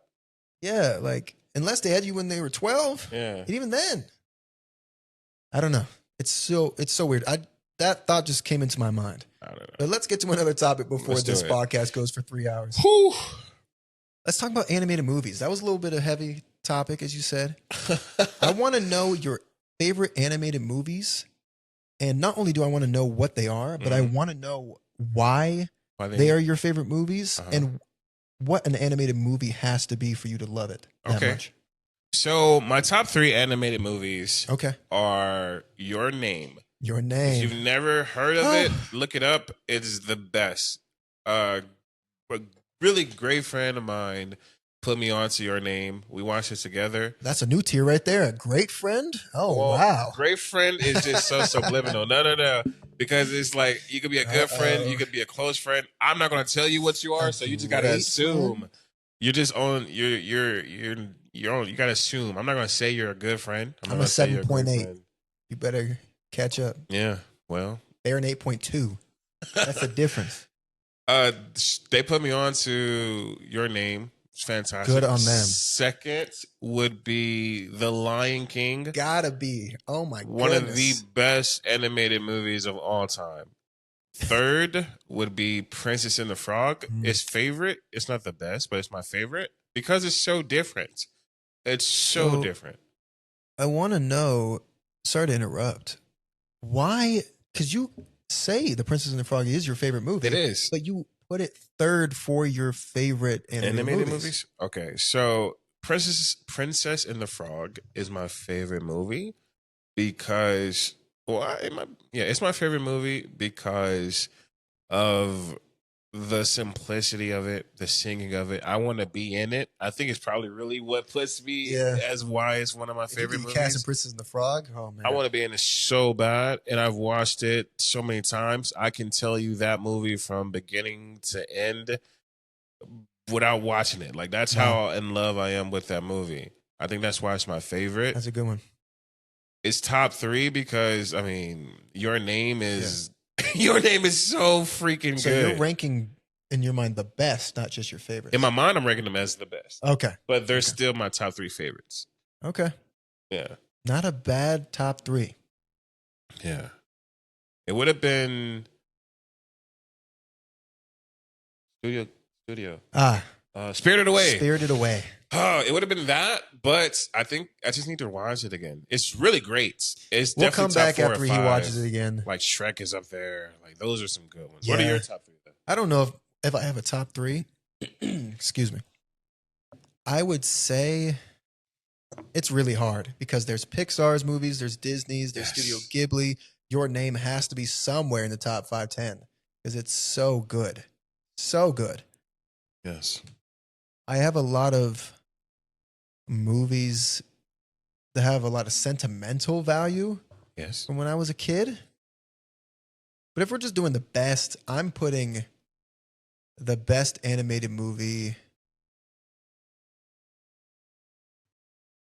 Oh, man. I was going to say Spirited Away. I don't know if I have a ranking. I'll say Spirited Away And then I have to say The Lion King because that is my favorite Disney musical, bar none. I think it is twice as good as the second best Disney movie. Which is Anything you can possibly name. Any Disney movie you name, The Lion King is twice as good as it. first off, just music wise, It talk is- about Oh my gosh. no skips. Like no that. skips. It's not only are the songs all great, they have fantastic performances Yes. across the board, and the story works so well with them. It is a perfect animated film. I know a lot of people say it's like Romeo and Juliet. I'm not a fan of Romeo and It's Juliet. not really Romeo and Or Juliet. not Romeo and Juliet. What is it? Frozen? No, isn't it? Hold on. Now I gotta look it up. Is it Romeo and Juliet? No, it's something else, right? Not really, because what's her name? Came and found him out in the wild eating bugs with Timon and Pumbaa. Uh-huh. Not really Romeo and Juliet. And are you talking? It's just a Shakespearean show. Or are you Hamlet. I think they're talking about Hamlet? Yeah. I guess. But I find it better than Hamlet. I really like this. I mean, if I had to pick, I'd pick Lion King over Hamlet, but that's because I watched The Lion King like 50 times before I even heard of Hamlet. Mm-hmm. So, yeah, you can see a lot of similarities with Hamlet. You can see a lot of similarities with Disney movies or the fairy tales with Shakespeare's shows, King Lear. Yes. Yeah, there's a bunch. The third, I'm actually going to say, and it's not true at all, but I have to pick a third because you did. I'm going to say my third favorite animated movie is no idea. Never mind. I have no clue. I was going to say Toy Story 2. Okay. But I don't know. Because Nemo's good. Incredibles is good. I'm trying to think if there's like a obscure one that's just super good. Okay. You know, like those obscure movies that a few people know, but you just love because you saw it as a kid. Yeah. I almost thought Spirited Away was one of those. And then I looked it up when I got older. I was like, oh, nope, it won the Oscar. Everybody's. Yeah. That's how I feel about Your Name. Your Name, yeah. Like no one knows. But And if you watch it. outsold it. Oh my God. Did it? Yeah. It outsold Your Name sold Spirited Away? Pretty sure, yeah. What? Bro, that's crazy. Yeah. I didn't hear about it until then. Yeah. Whoa. It was very popular. Still is. I think it's really hard for me to pick a favorite animated, like an absolute favorite animated movie. Yours is Princess and the Frog. It is. Mine, I don't know. I don't think I could pick one. No, what's a sleeper? Speaking of Lion King, and I watched it more than the original Lion King because I loved it so much. 1.5. Lion King 1.5. Dig a tunnel, dig a tunnel, dig a tunnel, dig a tunnel. That movie was great. Do not let anybody turn you away from the truth. It's fantastic. It is a great movie about Timon and Pumbaa. Mm-hmm. My thing with Disney, or not Disney, Disney. My thing with Disney, and I'm going to say this because I want to get cash one day. Okay. That's my thing for everything. I'm going to watch what I say. Okay. But I love the movies that are different. Snow White, Cinderella, they're cool. But you think about Brave, that's a huge different princess. I thought than Brave the was ones, all right. You know, I did too. One of my friends thinks Brave is the best, and I'm like, there's no way. It's not that good. No, but I do like when they take some risks. Yes, pick some fairy tales or just some stories that you wouldn't expect. To be fair, I guess a lot of people didn't know about Cinderella or Snow White or stuff before Disney made it. Well, I mean, Disney made movies in like 1940s. So yeah, like people think when they think of Cinderella, they think of Disney, but that's not a Disney story. It was made by authors, and they took it from the books and made it into movies. Pocahontas was a real person. Yeah. Tragic story. Yeah, that did not happen. Tragic story. I promise you, it did not happen that way. No. At all. It was very sad. You know what's another good one? Oh, wait. Wall-E and like... Wall-E. All those Pixar movies. Oh, my goodness. Yeah. He has some Wall-E stuff sitting on the counter over there. Wall-E. Yeah, Wall-E. Oh, my goodness. I think was really great. Do you have a favorite Pixar movie? Pixar is with a lamp. Yeah.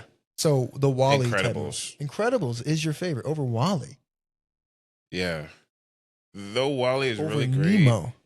and I love Nemo, I think The Incredibles, that has such a huge childhood everything for me. Wow, that had a lot of impact for you. Yeah. I love that. I love superheroes. I do love superheroes too. I love it. It's awesome. Yeah. What about you? Don't say Toy Story. You don't like Toy Story? I You need to got watch a them now. friend in me. I've only watched the first two. And those are the best. I've never. There's a fifth. You told me there was a fifth one. Coming out. I didn't even watch 3. I didn't watch 4. We started watching 4 at work, and I got to the part I walked in on was the fork spoon thing being made, and yeah. Woody was like, or Buzz Lightyear. One of them was like, "Oh no, don't do it!" And then they made the spoon and threw it in the backpack. That's the only part I saw that whole movie. Okay. That's pretty early. Oh Yeah. well, Think so. yeah. So I do want to watch them. I don't know why I haven't. I'm just not a movie person. I don't think it's my favorite. Toy Story 2 is the best Toy Story to me. But my favorite Pixar movie, The Good No, I'm just kidding. That's a really good one. I slept on. I'd have to see a list. I think off the top of my head, my favorite is probably is Toy Story 2. Yeah. Yeah, I'm trying to think of them. I don't want to pick the same one as you. I know we both picked The Lion King and Spirited Away pretty close too. Yeah. But I don't know. When I think of Pixar, I think of Toy Story.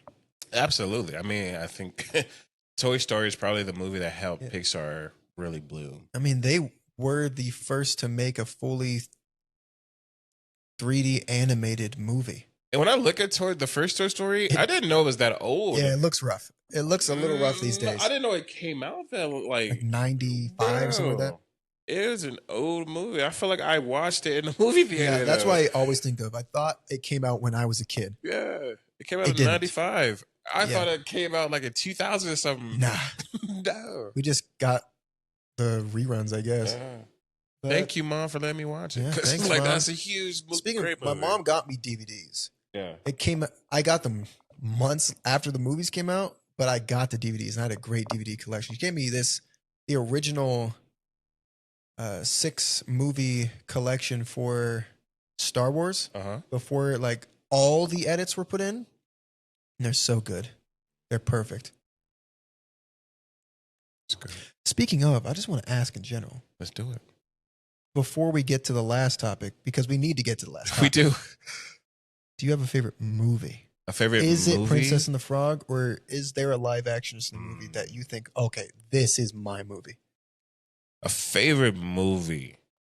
You know what mine is. I'll talk about it, but I don't know if I have a favorite movie. I used to have, since I've been on this movie journey, not just with you, but in college in general. Yeah, I've seen so many good movies that now I just don't have a favorite. They've all blended together to one great experience. So good. Like, I guess you haven't gone back to watch them a bunch of times to compare. That is also true. I remember when I first saw Titanic, I was like, this movie is awesome. Like Titanic, don't you? Yeah, I love that movie. I remember when I first saw Forrest Gump, I was like, man. That's an underrated movie. Shout out. There's another lady in college. She's a good friend. Margie, or I'm not gonna say her. Okay. She put me on to Titanic. She put me on to Forrest Gump. She started my movie journey. She did. She was the first person I'd go over and we just watch movies and talk about them, and she started me on this movie journey. I remember making fun of you a little bit because you've never seen anything. Yeah, no. I don't watch it, bro. She's the one who got you. She did. Now, y'all got me on to the like Disney-ish movies. Okay. Was that when you got here? Yeah. Okay. Yeah. Yeah, we were watching a lot of those. A lot. Back to back. Yeah.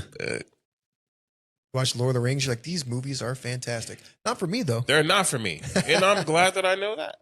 They're not for me, but they are very good. To be fair, they made you watch the extended editions for the first thing. Like, every movie's 3 hours long, and you're just like, okay. Back. 4 hours long for the last one. Back. Yeah. Back. And I was like, we can't just start them off with normal ones. No. All right. But Y'all got me watching Star Wars. I guess technically Star Wars was probably the first one, but Margie really put me onto movies. I'm not gonna lie. Yeah. But I just really wanted you to watch Star Wars when you told me you had never seen it. Never, ever. And I was like, you'd never seen it or you don't remember it? You're like, I've never watched it. I was like, you have to. You know what's crazy? That was freshman year. And I remember going back home either in Christmas or in the summer and just watching them all again. Yeah. I was like, this is crazy. I remember how hype you were. And I was like, he really hadn't seen them. Like, he really hadn't seen them. I'm like, oh, you watched the original trilogy? Like, no, I watched every single one of them. I was like, what? I watched all 6. I binged it. Yeah. No, they're still fantastic. Now I'm like a Star Wars fan. Like, I'm putting other people on. I love Star Wars, man. Gotta watch 4, 5, 6, then 1, 2, 3. That's the only way to do it. It's not the only Unless way. You've seen them all already, then you can watch 1 to 6. I feel like if you've seen them all, you can just watch a movie. Oh, yeah, you can just pick your favorite. If you're going to watch them in order, then yes. Revenge of the Sith tonight. If you're going to watch all 6. I do want to watch Revenge of the Sith. I should have seen it in theaters, but somebody didn't want to go and see it in theaters. I can't believe her. All right. Oh, by the way, my favorite movie of all time is...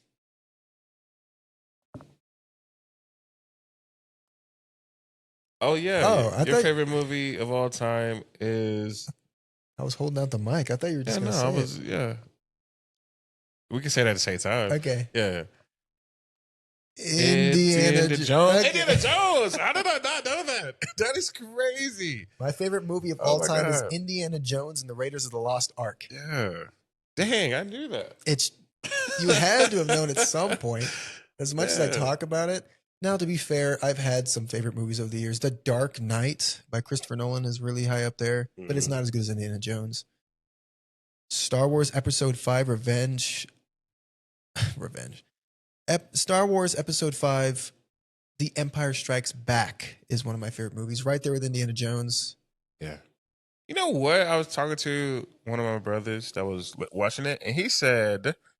that the third one was the best one out of the 6. You know, I think... And I understand where he's coming with it. He was like, well, it's more up to date than the other ones. Because mine are 5, 6, 3.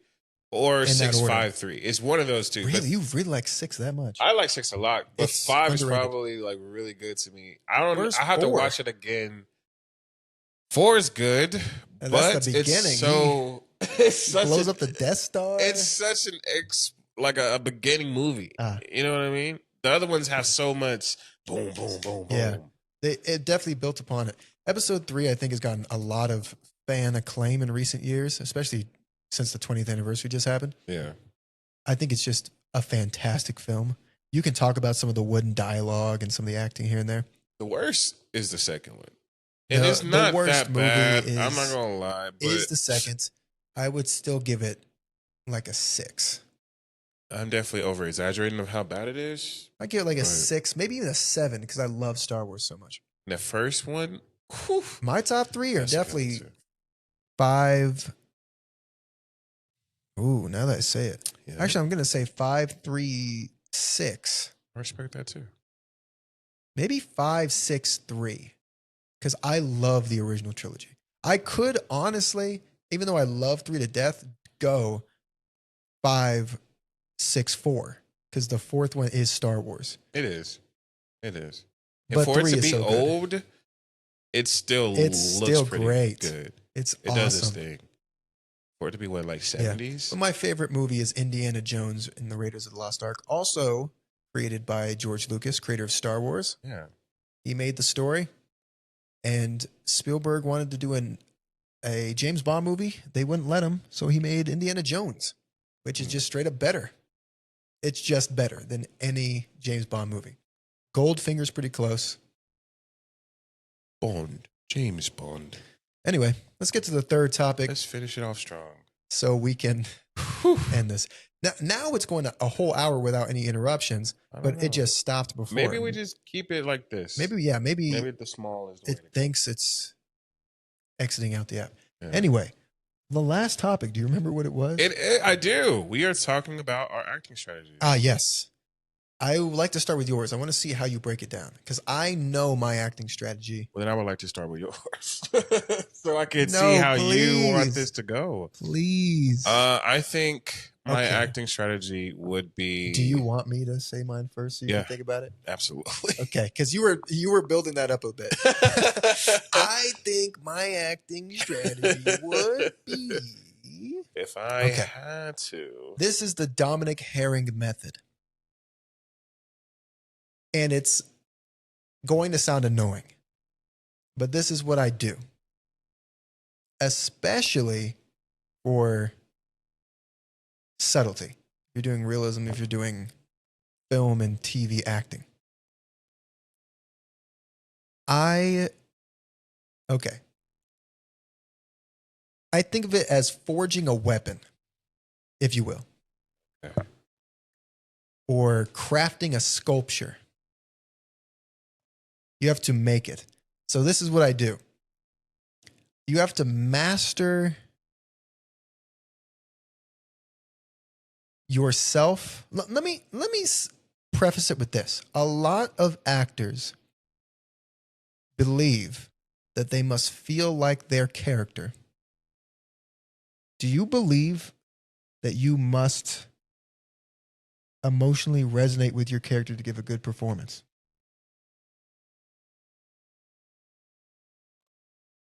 No.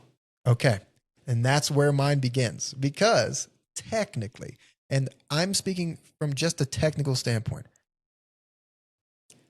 my method involves sharpening your mannerisms, your facial expressions, and your voice so that you look and sound like the character. If you master that to perfection, it doesn't matter how you feel, you will give a fantastic performance. Where my method comes in is once you work on that while doing your best to empathize with the character. And the part I was talking about forging a blade, empathy can get you into the shoes of the character, but can also mess up your mannerisms, your facial expressions, and your voice. Because you can feel like the character all you want. But if Batman is over here crying, twitching, with a high pitched voice, but man, I feel like Batman, you've given a poor performance. With me, it's trying to have your cake and eat it too. You need to sharpen your performance so that you can empathize with that character as much as you can while not compromising any of the fundamentals. Especially for film, they will care at the slightest eye movements, at your mannerisms, of course, and your voice. Those matter. They matter on stage too, don't get me wrong, especially if you like realism. That's my favorite kind of on stage acting. I as much as I like Shakespearean, and that, which has its own methods to master as well.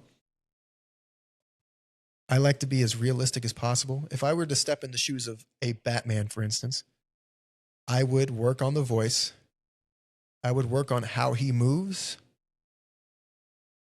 I would work on the small mannerisms, et cetera, et cetera, et cetera. And then I would not, and then you could do it at the same time. You have to step into his shoes. Oh, my son's come back to the city as a villain and he's trying to kill me and prove a point. Oh, Ra's al Ghul wants me to kill him and take his place as this, that, and the other thing. I don't want, if I was teaching a class, I would encourage actors to prioritize their outward appearance. For me, in my opinion, I can have both. And I want other people to as well. My method is basically just joining the two together. Yeah. And yeah, like I said, having your cake and eating it too. I don't want you to compromise how you appear on stage or on film in order to have a deeper resonance with your character. Because at the end of the day, that's what will a poor performance, maybe even get you replaced. But also, if you want to form this deeper connection with your character, and you feel it can push you to greater heights, I say seek it. Just sharpen it, go back and forth, feel that ebb and flow, sculpt out, like I was saying. Forge your blade. If it gets too hot here, cool it, and then go back to hammering. That's what I was trying to get at with that. Not the best analogy, metaphor, perhaps. Okay. But yeah, I'll speak more about it in a second. But So what's how do you? yours? Oh, mine. Oh, you can. What were you gonna ask? Well, I was about to ask. You talked about your acting methods, but how do you get ready? If I cast you right now, Okay. what is your process till production? What did I get cast in? Film. You got cast in the show. A stage production. Oh yeah, stage production. Yeah. Okay. Well, I assume I got the script. Yes. Well, for me, I'm reading that thing to death. I want to. The thing with stage, you have to remember your whole script. They're not going to smile upon you remembering Act 1. You need to remember the whole show as far as you're concerned. That way you get stage transitions down. That way you get basically the entirety. That way you can do full run-throughs. Correct. I'm reading the script, of course, if I haven't already, which sometimes you won't. Sometimes you just go in to get cast and something. Maybe they just gave you something, pulled you in there. But I'm reading it. And while I do, I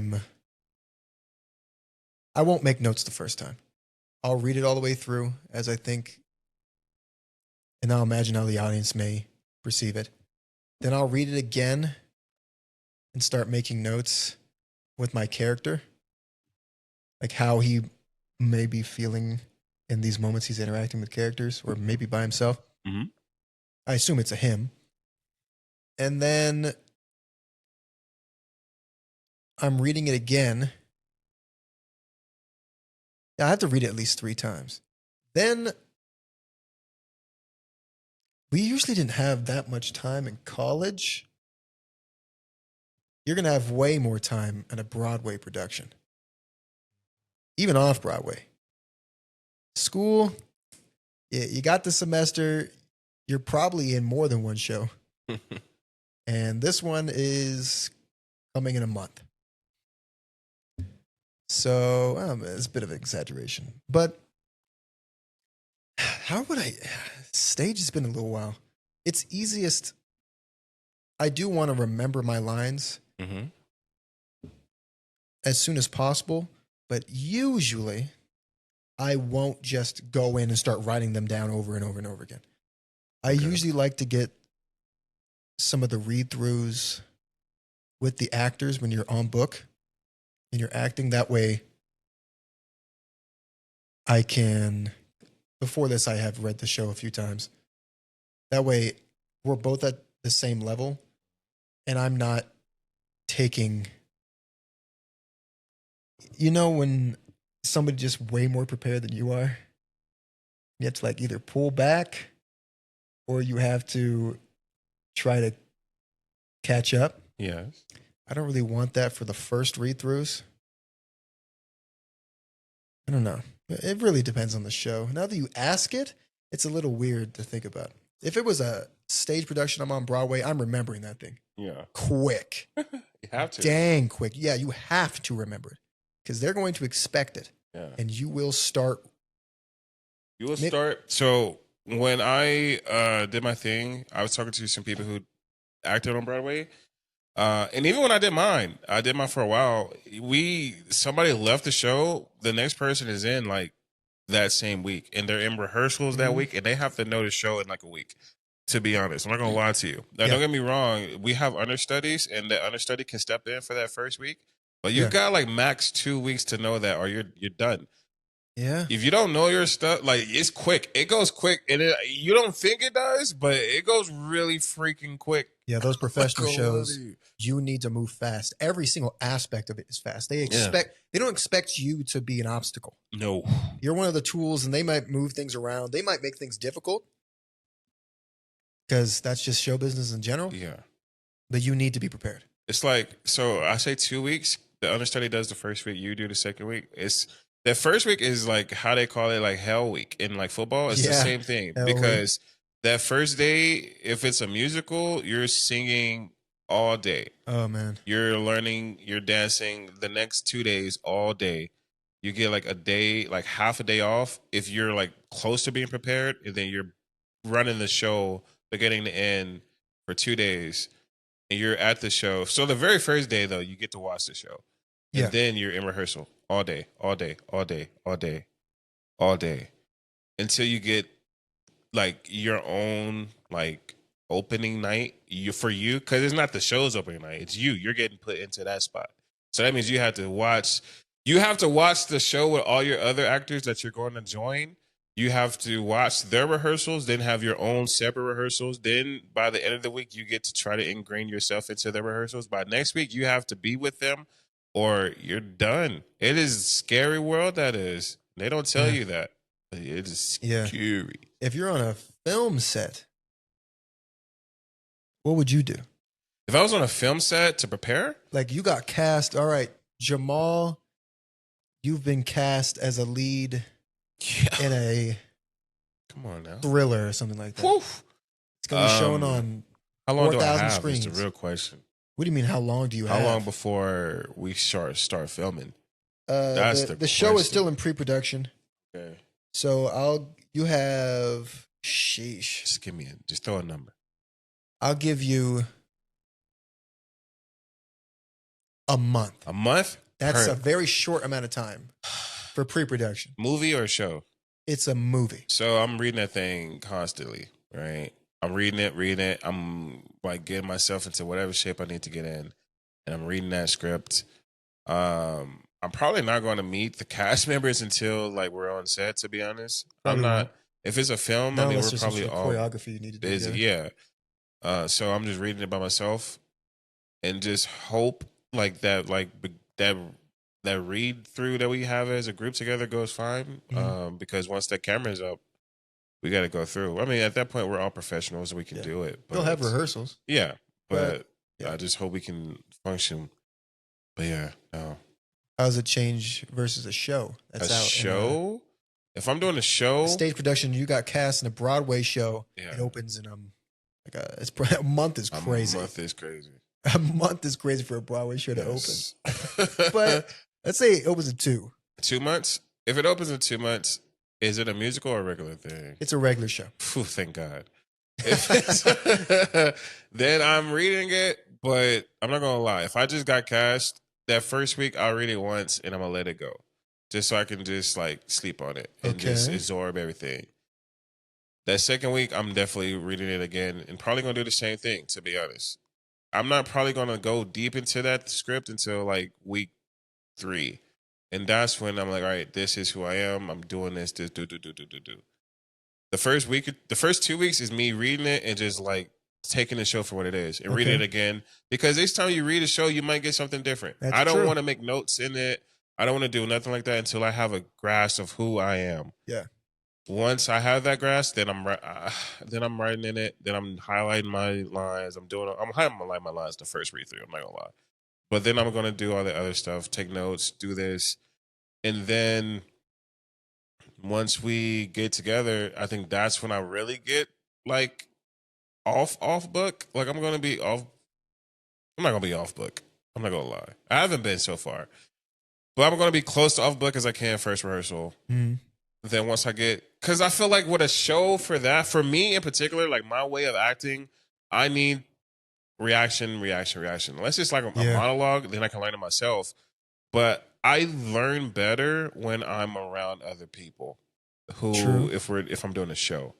So if we, like when we did our scene together, like to be honest, I had my script with us our first rehearsal or two, but it wasn't until like after that when I can really be like, okay, I know this is how you are. I know how I can bounce back off of this. I know I can say this word like this. You got me. I don't know. There's a lot that goes into it mentally, but I learn more I get off script faster when I am in rehearsals with other people. Yeah. Now, don't get me wrong. If if I had to get off, if my first rehearsal I had to be off book, I can do it, but I would prefer to master my craft around other people. Hmm. Okay. How do you remember your lines?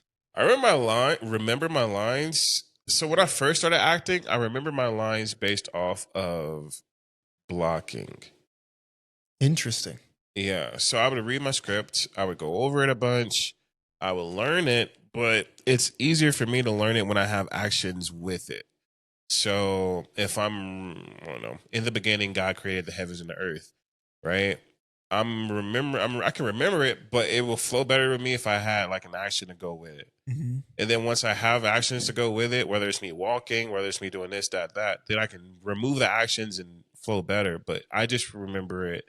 You know how some people can say if you go on a treadmill and just walk and read your script, you can learn it. It's kind of like that. Like I just need to do something over and over again. I can like play with a Rubik's cube and like learn my lines. I need to be moving while I do it. Associate those words with movement and Yes, action. some kind of movement. Okay. Yeah. Yeah. Interesting. Mhm. Does it change for a script versus a monologue? Yes. Okay. 100%. What is up with my mic? I don't know if I'm a script. I like to act more ensemble-y. Yes. So I like to react off of my cast members. I can do all of that. I like to have fun, and it's easier, like a conversation. My acting style is more conversational. I'm not an actor that's going to be. I don't want to play a character. I want to be the character.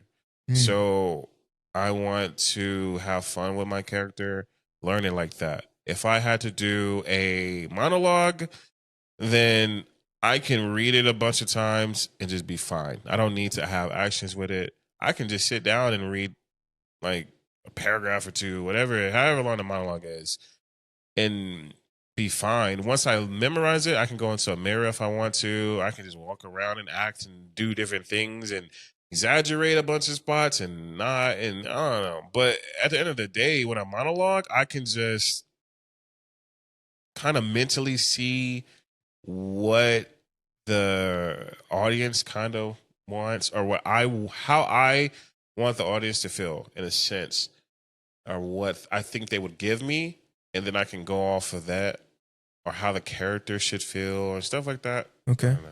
Yeah. If I had to put on a class though, I think I'd an acting teacher. Let me tell you. So when we did our directing class, that's why I say if I don't become once I stop acting, I want to be a director because I love that energy. But I think one thing that I would tell anybody who wants to take the Jamal acting style would be to relax, simplicity, and just be yourself. Don't try to. I don't like actors personally who try to overdo something. Mm-hmm. Don't overdo you. You be you. You got this role because of who you are. I don't want you to do more than what you're not capable of, right? I'm here to see a play. I'm here to see, when I think of acting, I care more about what's being said than how it's said. I can sit in a wheelchair. I've seen a play where someone sat in a wheelchair and gave a performance, and a one-man show, and it was fantastic. It's more, for me, it's more about storytelling than actually acting, in the sense of like, let me do this to make you feel this type of way. Now, don't get me wrong. If you can do it, then do it. But to begin with, I think the most important part is storytelling. Now, I'm not going to just sit there. I'm going to do some stuff. But that's the beginning. Like, lesson number one is just to speak. Somebody told me that singing is like a monologue. So for me, when I'm singing, like let's say if I chose a musical like Cats and I'm doing Memories, I would say write it down, figure out what she is trying to say. Okay. And then add that to, once you have that, sing it. Because people will hear a song and just sing it exactly how they heard it. When I want to hear a song, when I hear a monologue or whatever the case may be, I want to sing it, yes, but understand what you're saying. So if you need to go up on a flexion, then have it, right? If I'm singing I'll Cover You from Rent, I want to know that this person just died and this person feels this type of way, and they're saying that I'll cover you not only with kisses, but you're welcome not with dirt, but with love. We all love you. So that when I'm singing a song, that I'm singing it with a loving entailment and not just reciting something I've heard 100 times over. That's true. That's what I would tell my first lesson. Yeah. The next lesson would be act. Get Love your bread it. up. No, I'm just kidding. I would say react. Acting is You reacting. have to react right? naturally. Yes. I would really, it just comes down to being, can you convince the audience you are natural enough to be this character? Yeah. Reactions. I think, and I've talked to Jamal about this on multiple occasions. I think maybe you just have a different point of view. Of what? I think you've of who agreed what with I me. am? No, I think your greatest strength in acting is your interactions with other characters. 100%. It has to be. Yeah. Because it always feels so natural. I think that's something you worked really hard at. 100. Yeah. And it is something you usually have to work hard at. Even for, I mean, trust me, it will be, our teacher used to tell us after we finished, that was natural. Or he'd look at me, or, natural as always, Jamal, and look at me and say, effortless as always. Very nice praise, but it comes with, first off, you should probably give us more than that. But secondly, it came with work. Yeah. Yeah, not only just running something over and over and over and over again, but I think might even have to do with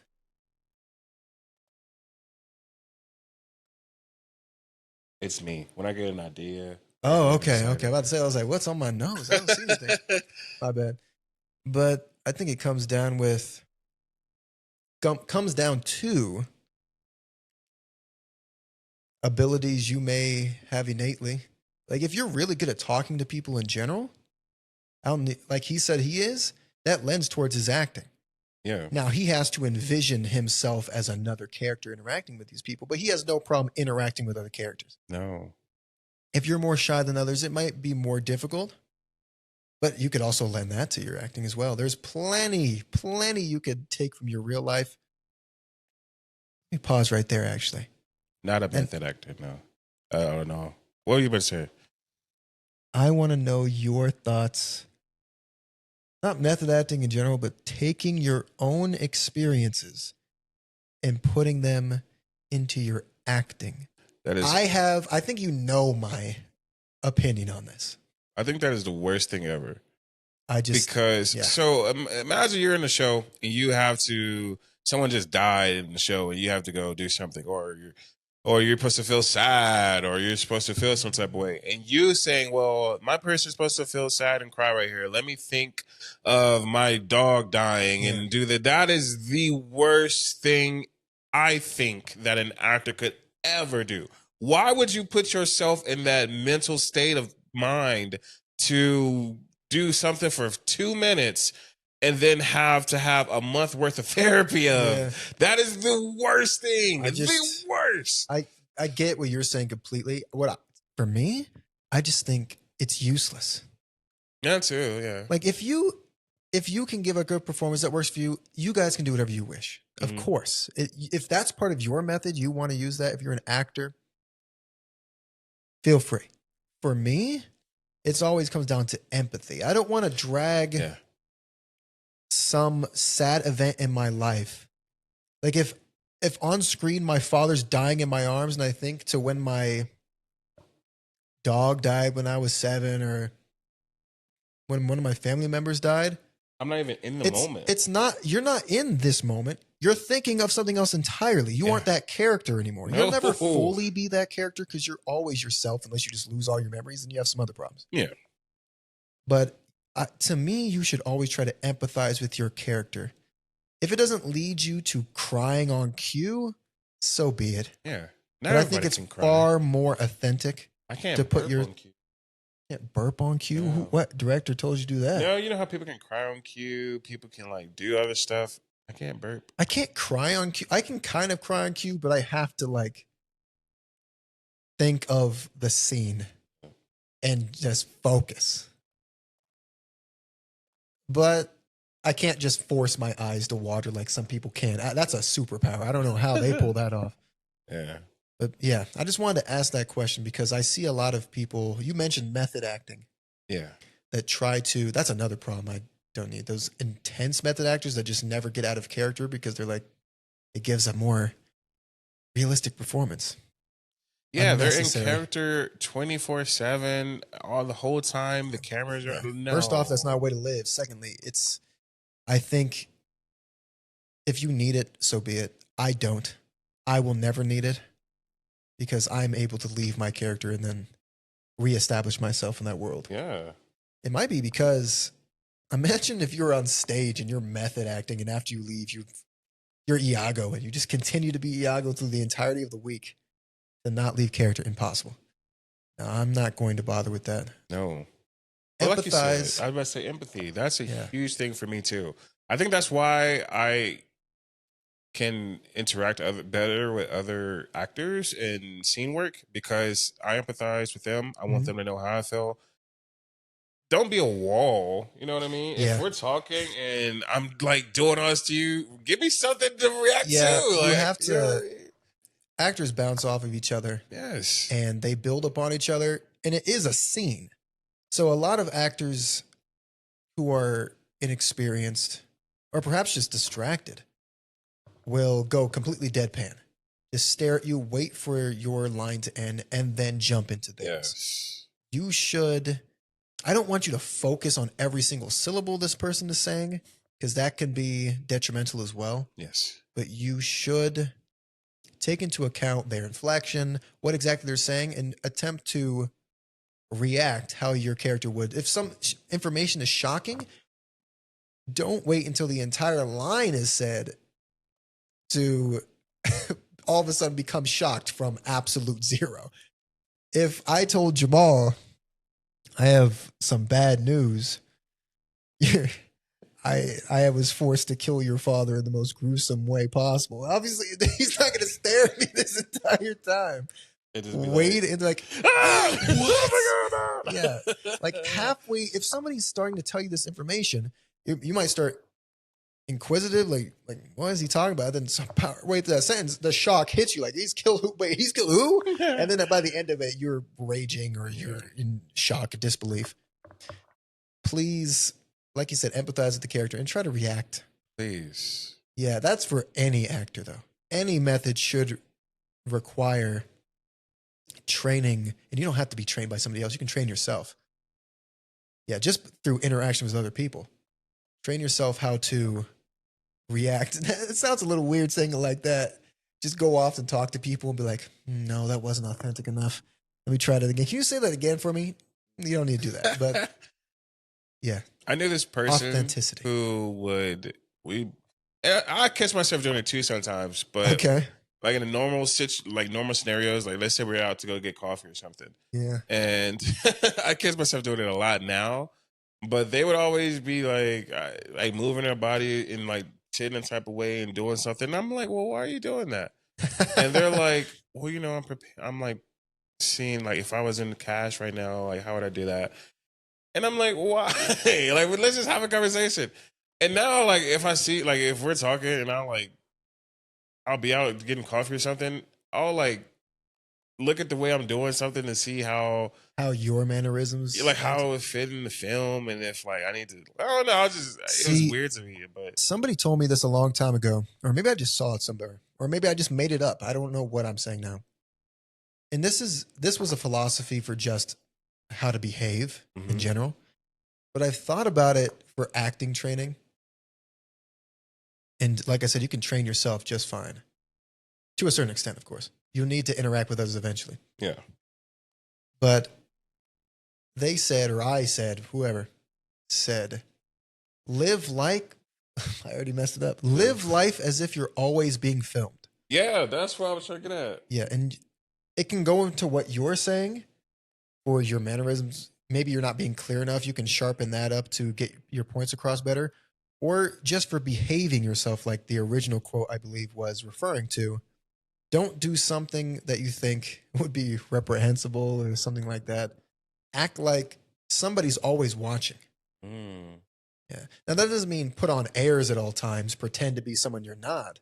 It just says behave yourself. In this instance, take a look at yourself and see what you'd perhaps like to change. Like that. That's a good quote. Yeah. You shouldn't always challenge your beliefs. Challenge your own state of being, if you will. It's great. You know what? Do you have any closing remarks? No, you threw us into that. What the That's heck? fine. Before we freeze for the 9th time, my closing remarks. Well, first of all, I'd like to thank you for joining us. We will be on a break Yes. for a little while. I guess that's why this one was longer. We want to get as much information. That's what it as was. we It wasn't could. rambling. No. It was us sharing more time with you. So we're again, gonna miss y'all. we will miss you. We will be looking at comments, and we will have this podcast uploaded tomorrow. Mm-hmm. On Sunday. I think that's going to be our go-to Sundays. For now. So we'll see. We thank you for joining us. Like we said, we're going on vacation, so there will be a break afterwards. We're going to look into getting some new equipment, some more cameras eventually, some better lighting, something in the background other than blankets. And I hope you've enjoyed this episode. It's been a bit of a jump through topics. We talked about our favorite animated films, favorite films in general. We talked about what makes friends and what the tiers are, how you can change from one tier to another.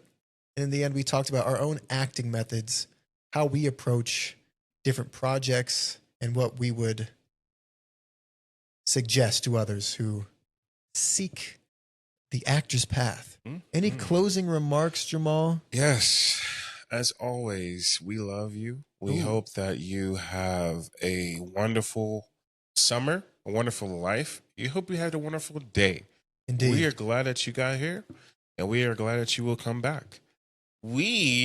I hope that you leave here knowing that a friend, it's someone that you can spend time with and grow. There are different levels to this. Go make a friend.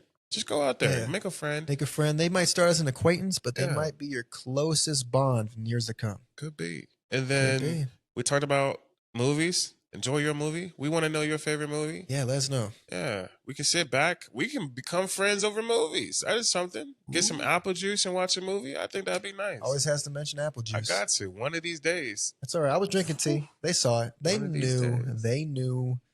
You just didn't. You didn't bring it with you today. Not today. I've been on the water thing. I'm telling you. Yeah, I forgot. But yes, please come back, like, share, subscribe. Make sure that you go make a difference in the world. Today, make tomorrow better than today was. Change one thing, one small thing, and make yourself feel a lot better. I promise you, you will make yourself feel a lot better.